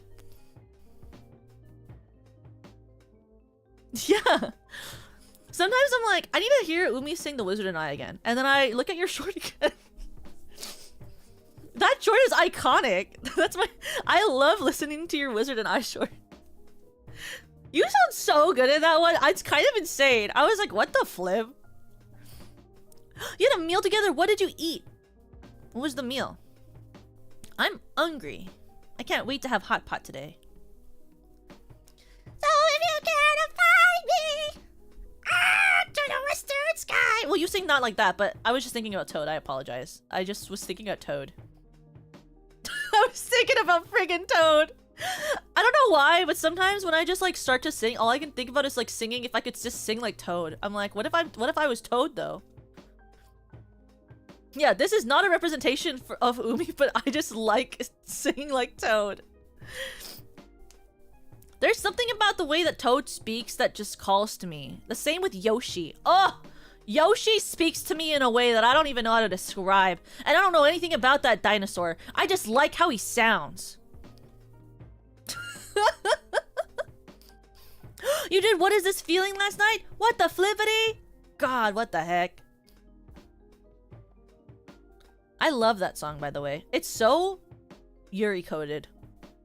I know! People will be like, oh, they're just friends. I know they're just friends! Theoretically, but you know who's also just friends? All of the Love Live girls. You know who's also not just, and then friends, and then them? All the Revstar girls. But you know at the end of Revstar, they sing about not being able to be apart without each other, and they hold hands.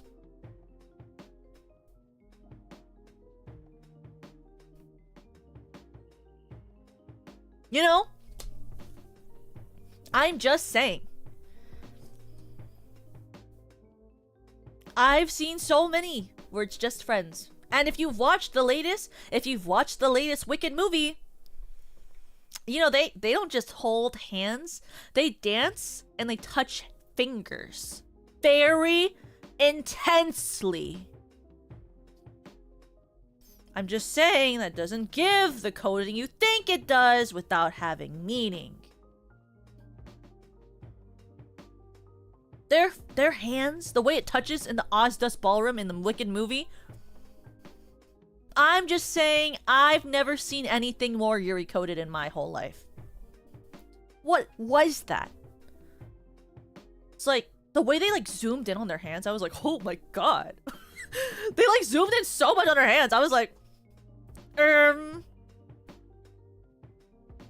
what is that? That is so Yuri. That's no way that's not Yuri. Yeah, I know! The only thing gayer would have been kissing her tears away. I'm just like, you know, I just loved it. I just loved it with my whole heart. I was like, wow. And this movie is so, like, it was so dramatic. I was like, oh, okay. And you know what? The thing is, like, I also didn't mind the chemistry that she had with Fiero. I was like, okay, so they're gonna be, like, a three-way dating situation, right? I know! Because she's right. I remember when I first listened to Wicked, that was, like, around the time that I had just made my first, like, Tumblr account. And I remember I had just made my first like Tumblr account, and I was like, I like looked up Wicked immediately after I first listened to it. I was like, Wicked on Tumblr, and then I just saw Galinda and Alphaba, and I was like, let me look at this tab. Let me look at these. Well, because you can't just have one Tumblr. If you're gonna have one, you need to have different ones separated for different things that you want to repost. Sorry, what? I haven't used Tumblr in years. I've grown past that, but like, you don't have to. It's just I did because I can't use social media anymore. But, like, I needed them because, like, what if I want to repost something that is not of the main content of the other one that I have? You know? Important. Categorize. Color theme. I was one of those people who had a Tumblr side blog that was literally for me reposting black and white sad things.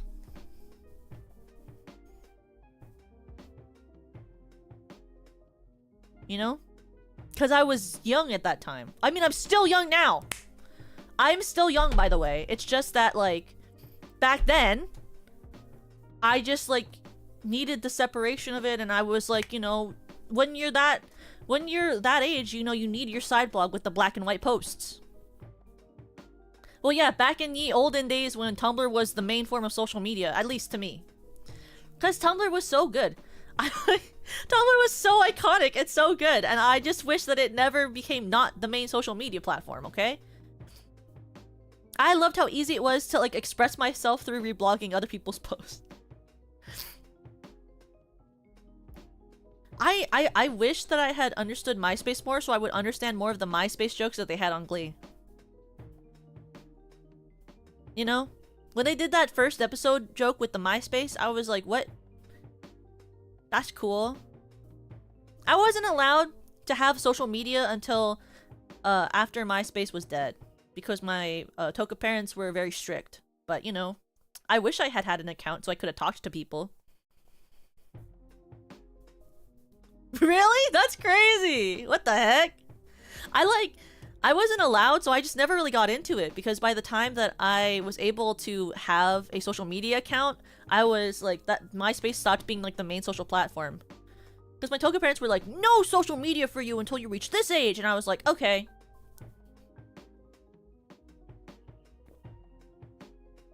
Oh, I just take everything seriously. What was it? There was something that... There was a line from a show that someone in my chat said like 2 days ago, and I genuinely thought they were saying something very concerning, and I was like, huh? And it was a line from a show! Can I be trusted with social media? Well, I don't use social media very much. The most social media I used when I was younger was Tumblr. And now, not younger, I'm still young. And like, and like, now I just like sometimes look at Twitter, and that's it. Social media is way too confusing. There's buttons. The end.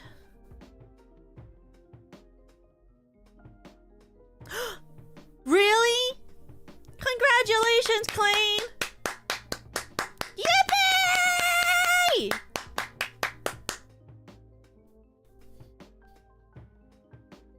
I know, out there's the wider web. You're right, they got together on March 15th, and 15th is a perfect number, which is why they're perfect together. Because 15 is good. 15 is a perfect number. You're perfect. You're perfect. So we're perfect together. Born to be forever. Dancing through life. Swimming the surface.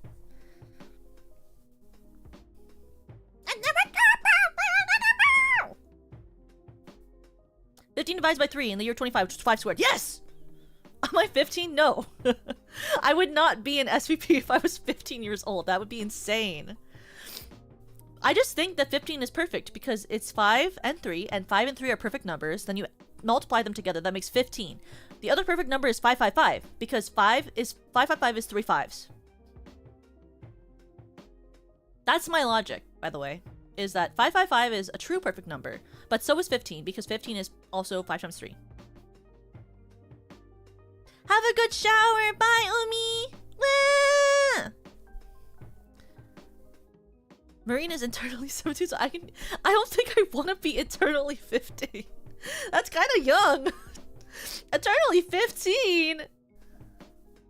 Eternally 15 is a bit young, guys. I don't know if you want someone to be eternally 15. That's a bit young. I'll be so honest. That's a little bit young. I couldn't even, like, drive if I wanted to without a specific learner's permit at 15. I mean, I can't drive now, but, like, if I was 15, I still couldn't drive. Nothing changed in that way, but, you know. Also, if you're eternally 15, you can't buy alcohol.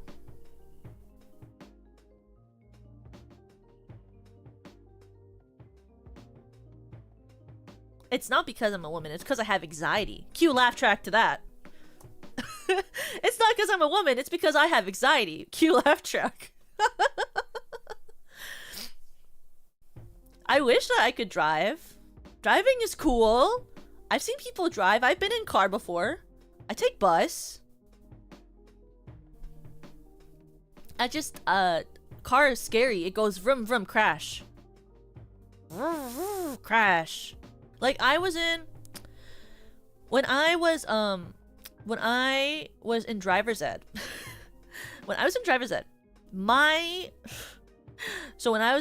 ed, my teacher would always show us car crash videos, and he would always be like, you get in the car, you turn it on, you drive, and you crash and you're dead. And I would be like,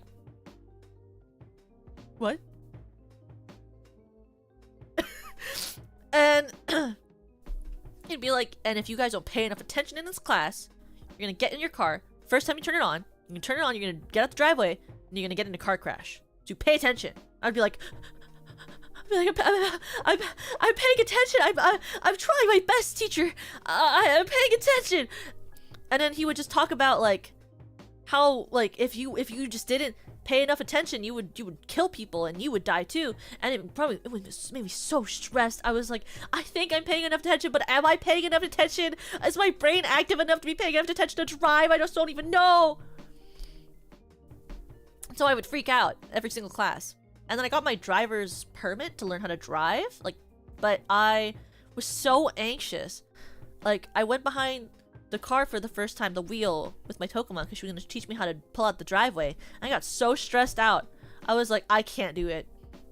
I buckled myself in the car. I was like, this isn't possible. It's not happening. We have to leave this car. I'm not driving. And my mom was very nice. She was like, okay, well, Toko, you can try again later, okay? And you know what? We said that I was gonna try again later.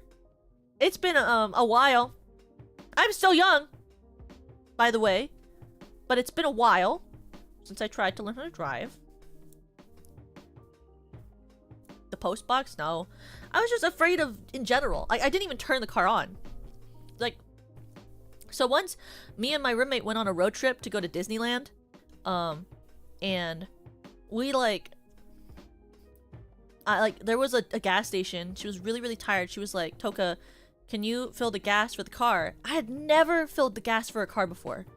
I was like, and like,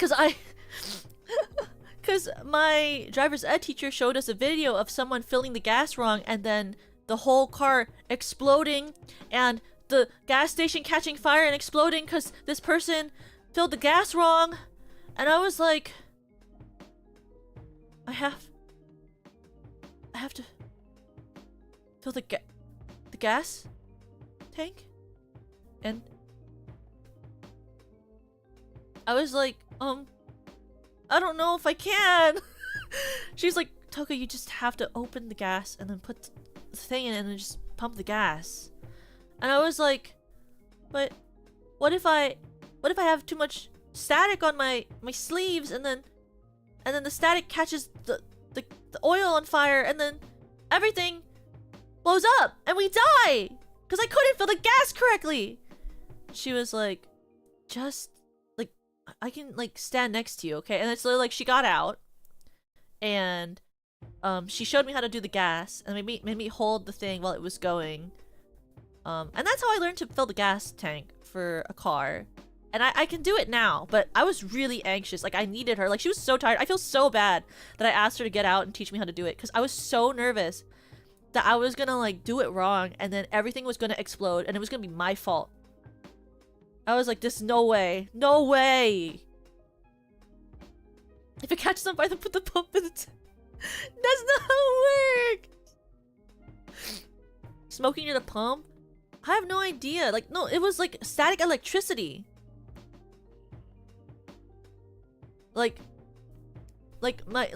in the video I watched when I was in driver's ed, it was static electricity that like shocked the thing and then it sparked the oil and the oil caught fire and then everything was on fire and there was explosions everywhere. Explosions. That was what the video I saw. It was scary. My teacher was like, if you don't watch out when you're filling the gas, you can make everyone around you die.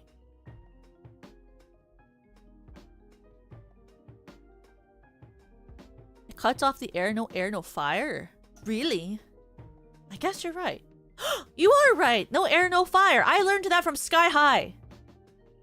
That's true. In Sky High, when the guy is on fire, if you run around the guy on fire so fast that the fire extinguishes. That's what I learned from Sky High with War and Peace and the fast one.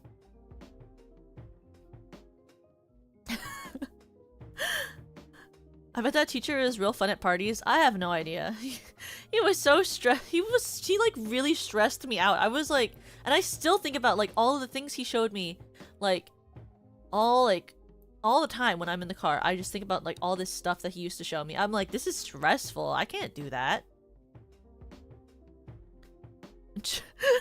40 just ensuring that insurance pricing in his area won't rise. That's true. That is true. Like, I think most of the people from my class ended up learning how to drive. I think I might have been one of the only people who didn't. And he always encouraged me. It was like, you know, Toga, it's good that you're so considerate about driving and not wanting to hurt others because that's very safe. And I was like, is it? Because I feel like that just makes a really anxious driver. And I know anxious drivers aren't very good either. Aren't anxious drivers really bad? Because then, like, they're not thinking clearly because they're so anxious while they're driving. Like, I don't mind not driving. You know, actually, I kind of think, like, I do kind of mind sometimes. Because my commute to work is like an hour each way, which sucks. Because I have to bus there, and I could just drive there much faster. But, you know, I don't drive. And you know what that means? I don't pay parking. I certainly don't pay parking. So I guess that's cool.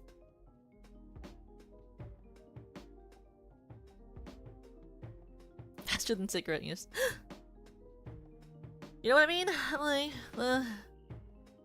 well, what can really be done?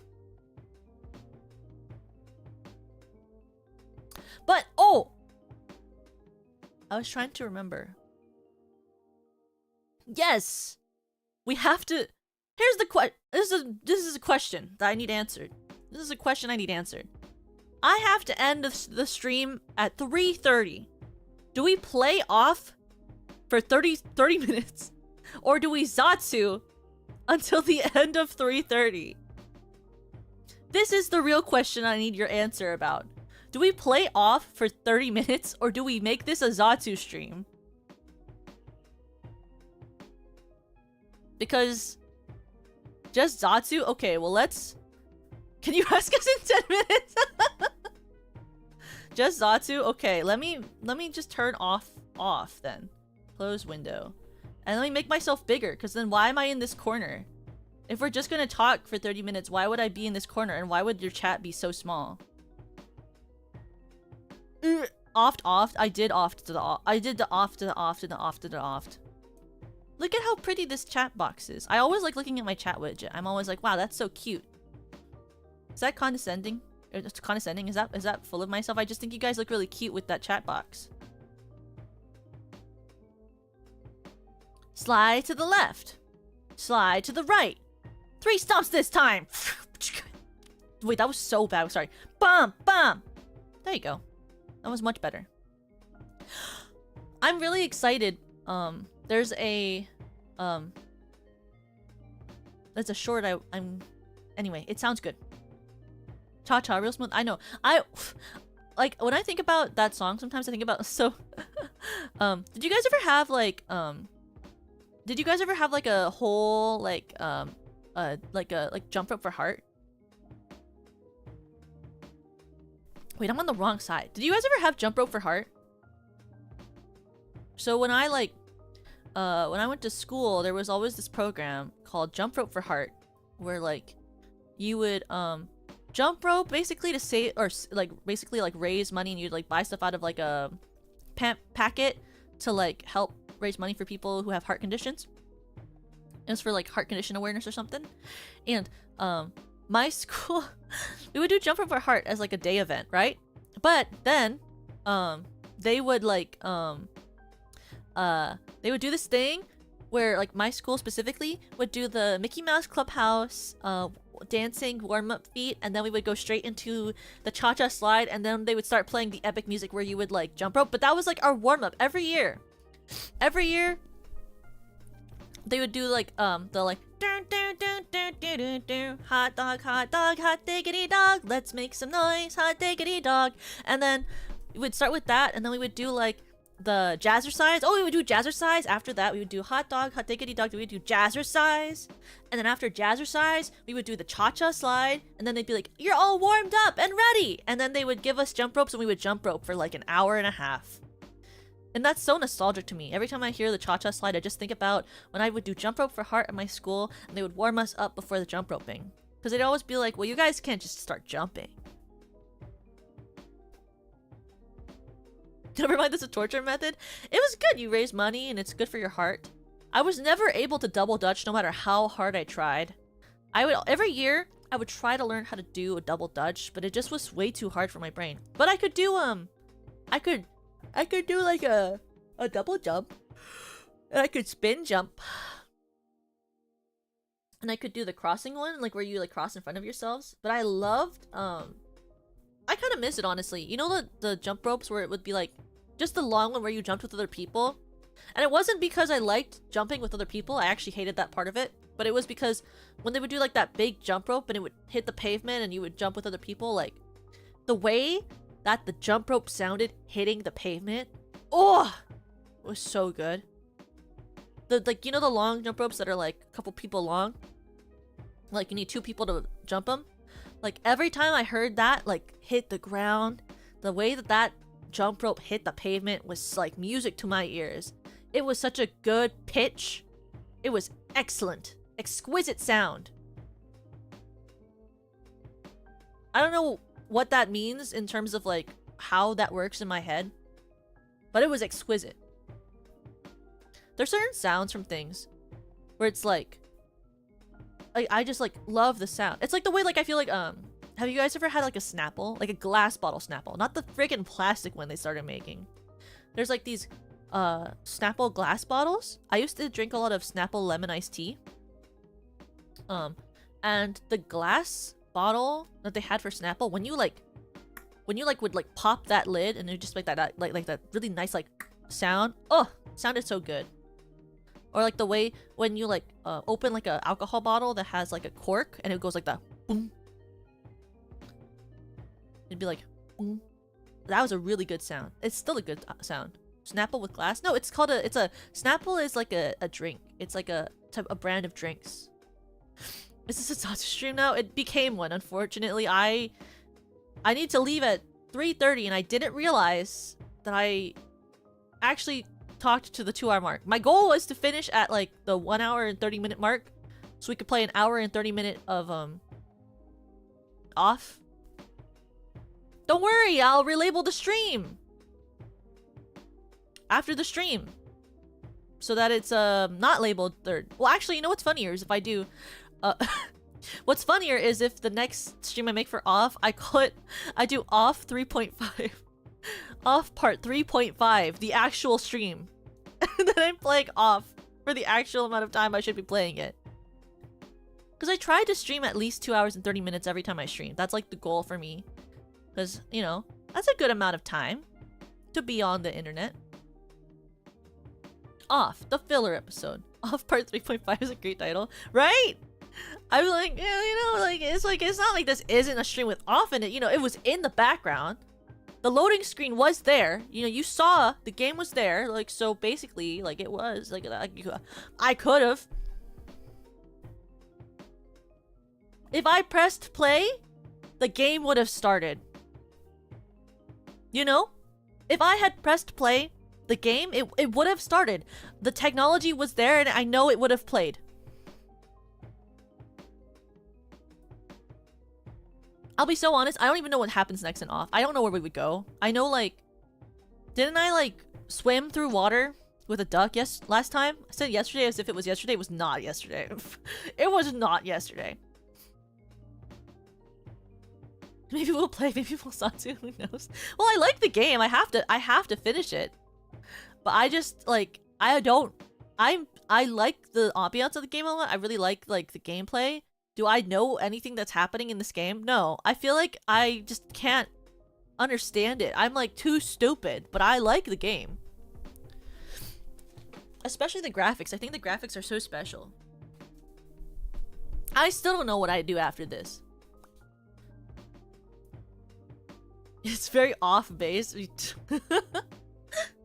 I have to I know that there's like screen people. Yep, and there's like and I have to like purify the land or something, and there's baseball. I never was good at baseball.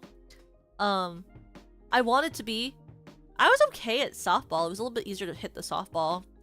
I was really bad at soccer. I had this problem when I played soccer where I would try to kick the ball and I kept missing. Even if I was the one who had to like start off, like do the starting kick when we would do it during PE, I like couldn't hit the ball with my foot and I don't know why. And it hurt so bad to like hit the ball with my foot too. I don't know how people play soccer. I'm like, how do you hit it with how do you foot coordinate to hit the ball? How do you deal with the pain of hitting the ball with your foot? Though I did have my my PE coach would always tell me that I was hitting the ball the wrong way. And I think it's because of my dance training, because I would always hit it with the front of my foot and he would always be like, you hit it with the side of your foot. Obviously. But I don't naturally hit with the side of my foot. What kind of shoes did I have? Regular sneakers? Do people who play soccer not use regular sneakers to play soccer? Like I had like, you know, kids sneakers like Skechers. I had my sick ass light stepping sneakers. I'm just joking. Just joking. I wasn't going to school with my light up Skechers, but you know what I mean. Like I like Skechers. You know? But like I always like didn't like the light. I did have the light ups when I was very young. I had the light ups when I was very young. I was so cool. I was not. I was considered quite a loser until I was like older, but you know.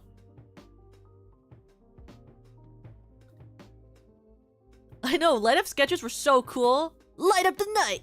I loved those commercials.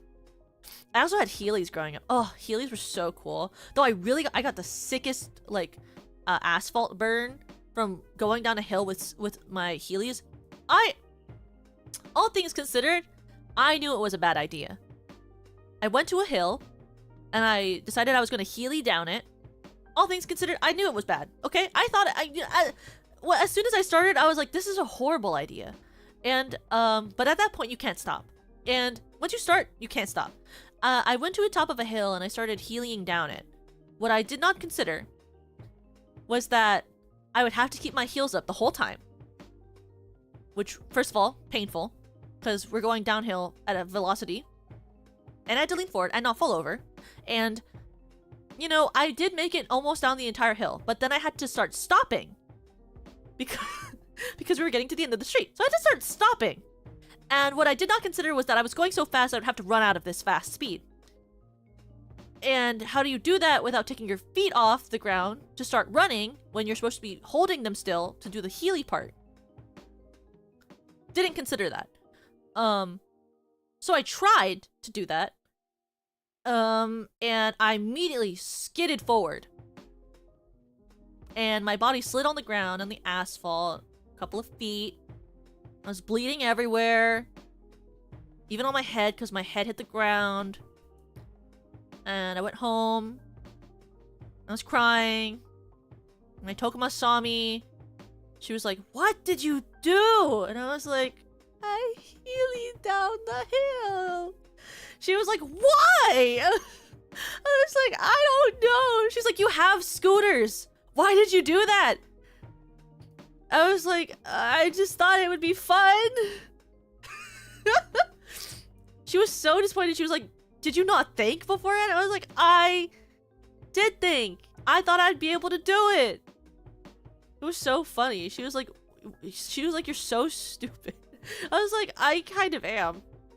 Like, I don't know why I did that. I really thought it would work. I don't know why. I like it in every imaginable way possible. It makes no sense for someone to do that. Like, obviously it didn't work. Obviously.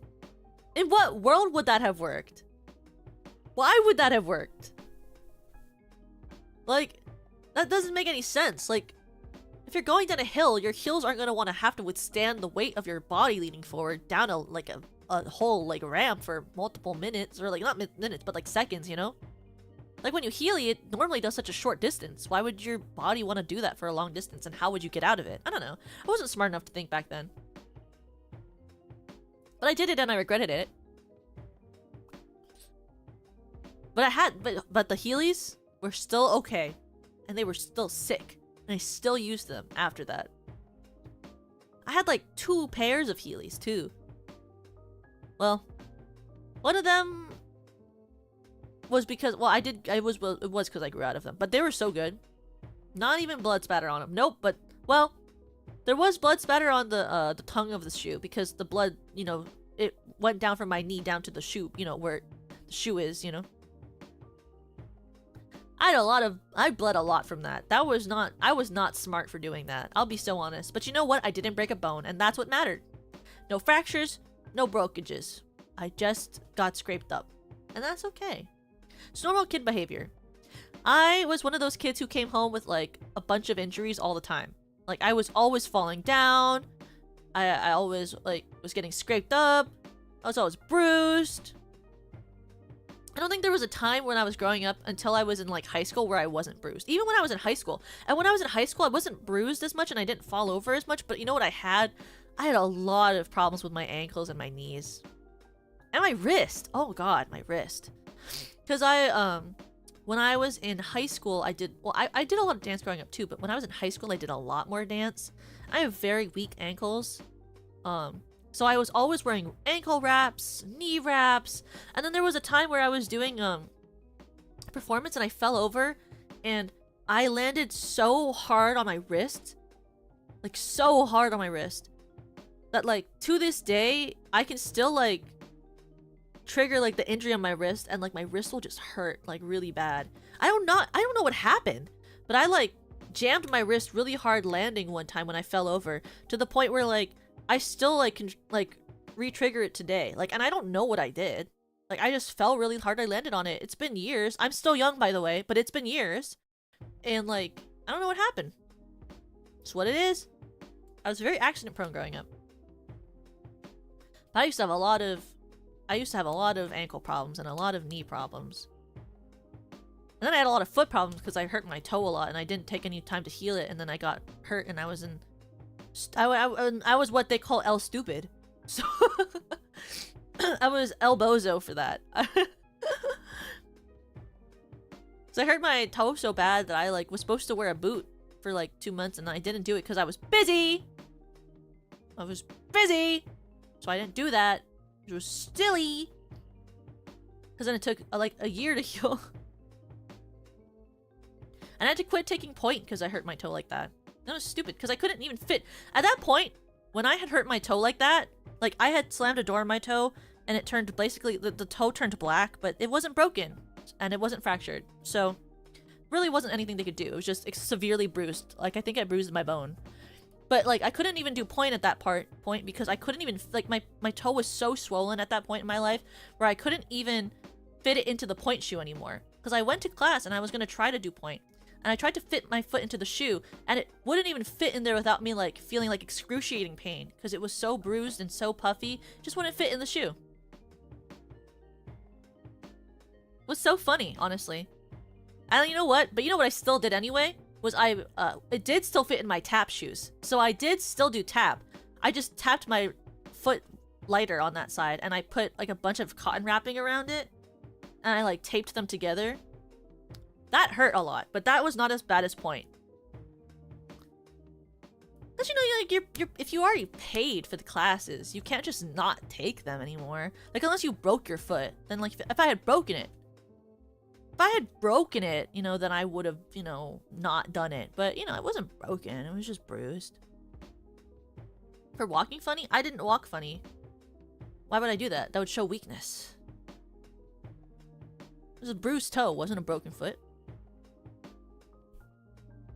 Though I do walk funny in general. Oh, not anymore, but I mean, I've been told, well, it's not that I walk funny, it's that my feet fall is funny. But you don't notice it, it's just more of like a, when you, like, you take a, for, like, when you know, when you, like, take, your feet and you walk into paint and then you, like, take notice of your footfall?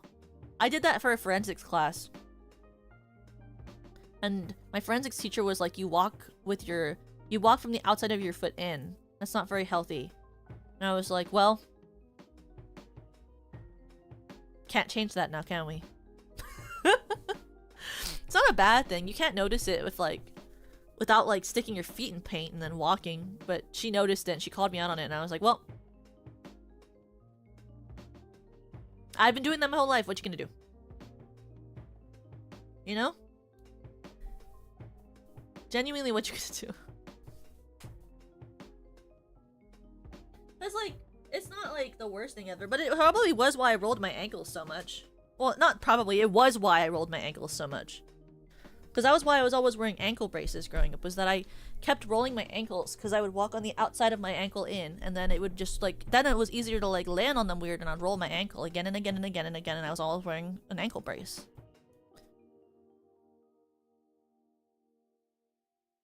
But no, what is it called? But it was because I, you know, it's fun to move and stuff, you know? And if I wasn't moving, then I wouldn't be having fun, you know? Plus I was stubborn. I guess I'm still stubborn. Did I grow out of being stubborn? No, I didn't grow out of being stubborn. I'm still stubborn, I think. But would I do the same thing today? No. Would I do the same thing today? No. I've learned from that mistake. If I severely bruised my toe, I would not walk on it. Well, I would wear the boot, at least. I would still walk on it, but I would wear the boot. And I wouldn't do dance. Because I stream now. But also because it was bad and a horrible decision, and if I could go back in time, I would stop myself and be like, that's stupid. Why are you doing that? I'd be like, that's a stupid move. Why would you do that? Why would you do that? That's what PP would say. Why would you do that? You know? Because, like, at a certain point you have to learn about how to stop being so stubborn about things. Because I used to just sort of, like, strong arm everything. I still kind of do that. But I do it in a healthier way by just staying up late. What do you mean? What do you mean toka dot dot dot? That's true. When you're younger, even though I'm still young, you can get injured and it's not like there's not like a long-lasting problem, you know? Well, I have some things that have long-lasting problems, like my wrist, but like in general, you don't have a lot of long-lasting problems. It's like, you know, when I talked about how I got hit by that car when I was younger on accident, but that was like my fault because I didn't know how to stop my bike, and then I flew onto that guy's windshield and two of my teeth fell out, but then they grew back because they were children's teeth. You know, like, there was no long-lasting consequences from what I know from that incident. Because I can still think, and my brain working really well. I speak English really good. That's my only language.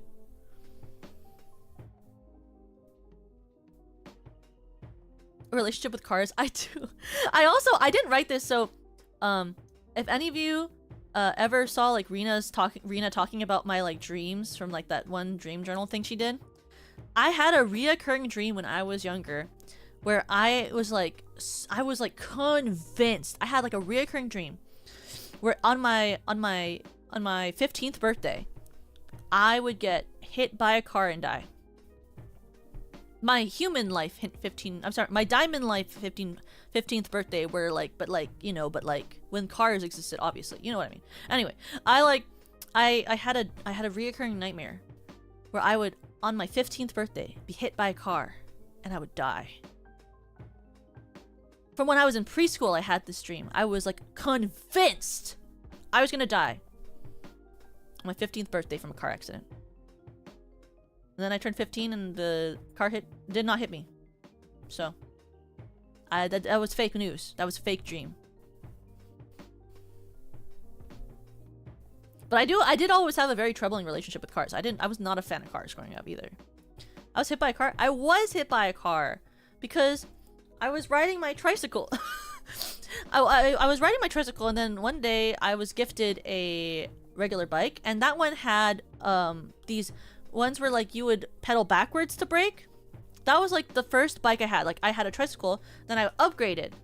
I upgraded to a bike with backwards pedaling for brake. Right? And then I was gifted, when I got a little bit bigger, I was gifted a bike with handlebar brakes and no backwards pedal brake. And I was sort of told about the handle brakes, but you know, I was like really young, so I didn't remember. And I went to go bike with my parents, and I was at the top of this hill, and I was riding down this hill with my new bike with the handlebar brakes, and a car came at me. And I think this car assumed that I was like a kindergartner or a preschooler at this point in my life, but I was too young, you know. I don't know why this car thought I would move out of the way. Anyway, I was going down the hill and this car was coming at me, and they assumed I would move out of the way, obviously. And my parents were like yelling at me. They were like, Toka, brake, take to the side and brake. And I was pedaling backwards like crazy. I was like trying my best to like pedal backwards and brake, and I was freaking out. I was like, why is this not braking? I'm trying to brake the bike because it was the first time I ever used this bike with like the handlebars. Like I forgot the handlebars were a brake. And so the car, like right before it hit me, like fully, like stopped, and I like hit right into it full force, and I slammed into their windshield, and two of my baby teeth fell out.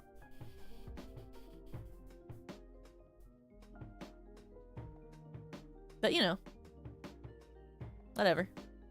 I was fine. I mean, my mouth was bleeding, but I was fine in general. And then the person came out of the car and was really angry at me. And they were like, they yelled at my Tokuma, and they were like, why didn't you teach your kid to get out of the way?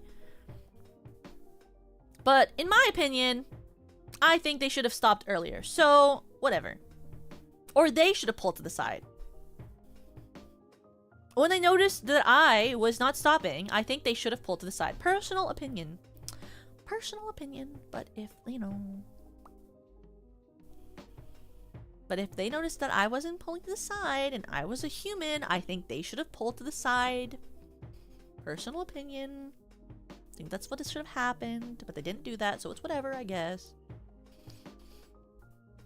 What? I can wheel. I used to be amazing at rollerblading. I was amazing at rollerblading.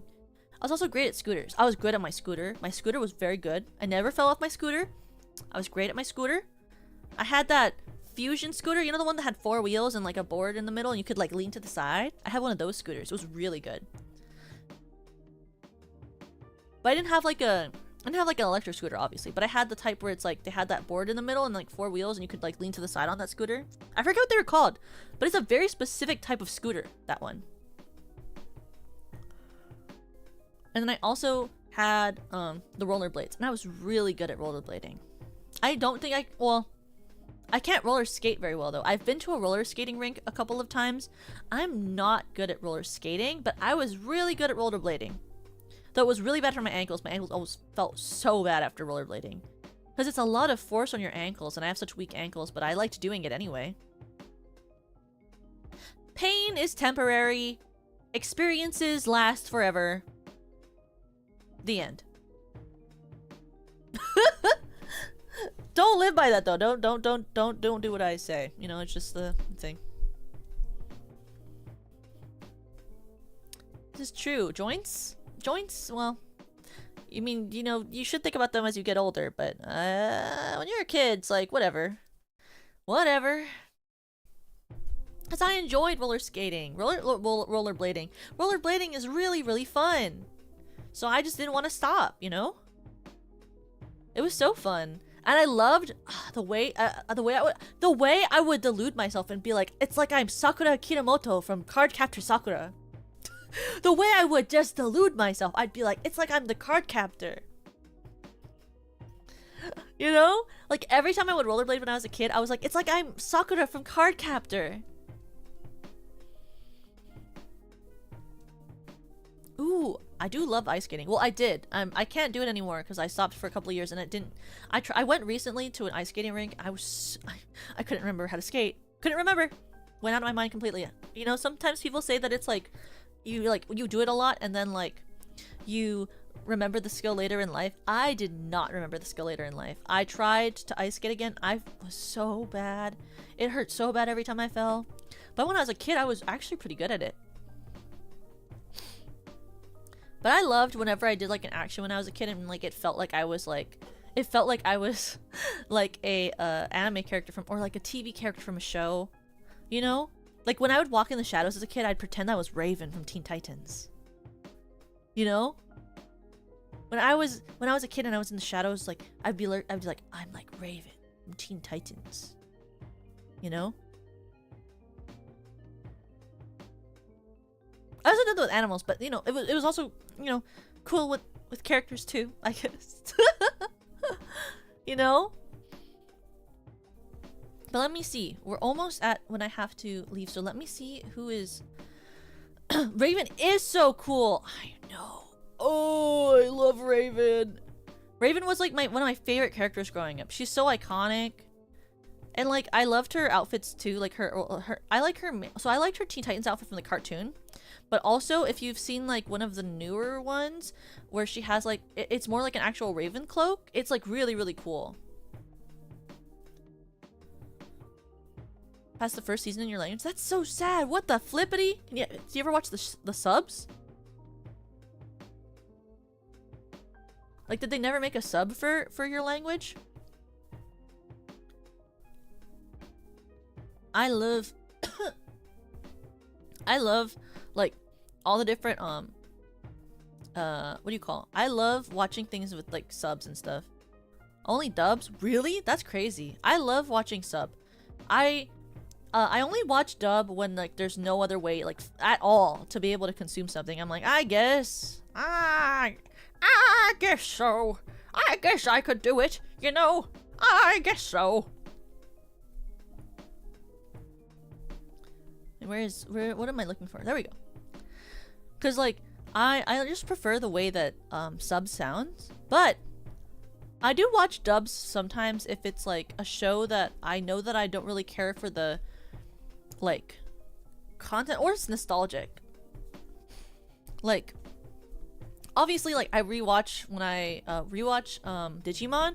I always rewatch the Digimon Tamers with the dub because it's nostalgic for me because I watched that one growing up, and then I liked the dub. Well, like now when I rewatch Tokyo Mew Mew, even when I want the nostalgic, I still watch the sub. Same for Sailor Moon. Like I grew up with like, you know, the 4Kids ones, but I prefer the subs now because the voice acting is like so much phenomenally better. It's like literally so better, and also they changed the plot and the names too much for me. But like at least for Digimon Tamers, the content is still really good, even with the dub. At least for Digimon Tamers, the content is good. Because some of them, it's like, I really don't understand why sometimes they would adapt, and make it better, and sometimes they would adapt and make it worse. Like, or not better, but like, it would be good, you know, it would be fine. But then they would take some stuff and adapt it, and it'd be like way worse, and you're like, but why did you do that? But excuse me? Why would you do that? You know? But, I have to leave to get ready to go to dinner, so we're gonna raid into my genmate, Perry Wamu Winkleton. She is doing art, trailer trash, live tube D, chibi model. So Perry is a good artist, so she's drawing a trailer trash version of her model. Cause she's one of those. She's so funny. I love her. And she's all cute right now with like I love what she does. She does this thing where she'll put PNGs of like paint and stuff on like her model when she's like painting. Like she'll do like it's just really cute. Like I wish I like took the time to do that because it's so adorable when she does that. But she's streaming that. Oh, anything to announce this week? Not that I can think of, but if you haven't seen it, they have color. But if you haven't seen it already, please check out my new cover of Rot for Clout. I did a cover of Rot for Clout by Jamie P that just came out on Thursday. I spent a lot of time on it, and I hope that you like it. I think it sounds pretty good, hopefully. And don't forget, it's not this upcoming week, but the week after, in about 2 weeks, or about, I guess, yeah, basically 2 weeks, it'll be Serena Starstruck's birthday! And Serena Starstruck is my genmate, but also my live 2D, my V sibling as well. So please keep your eye out for any alerts about Serena's birthday activities and birthday merch and birthday cover and stuff. But you know, I will see you all potentially tomorrow. I have to solidify some plans with my schedule, but it will be announced on my Twitter, which is in my description. But thank you so much for spending time with me, and I will see you all soon, okay? Oh, but for sure, just so you know, for sure I will be taking Tuesday off this upcoming week because I have a work event on Tuesday night. So, what it is? Well, Conclaver, I will tell you right now, I only Zatsu'd. This is just a Zatsu stream. I did not play off. Whoops. Whoops. Whoops. But but we're raiding into Perry, and I won't be streaming on Tuesday because I have a work event, and other than that, I will be doing off next time. It'll be titled Off 3 Part 3.5. Okay, anyway. 3, 2, 1. Win!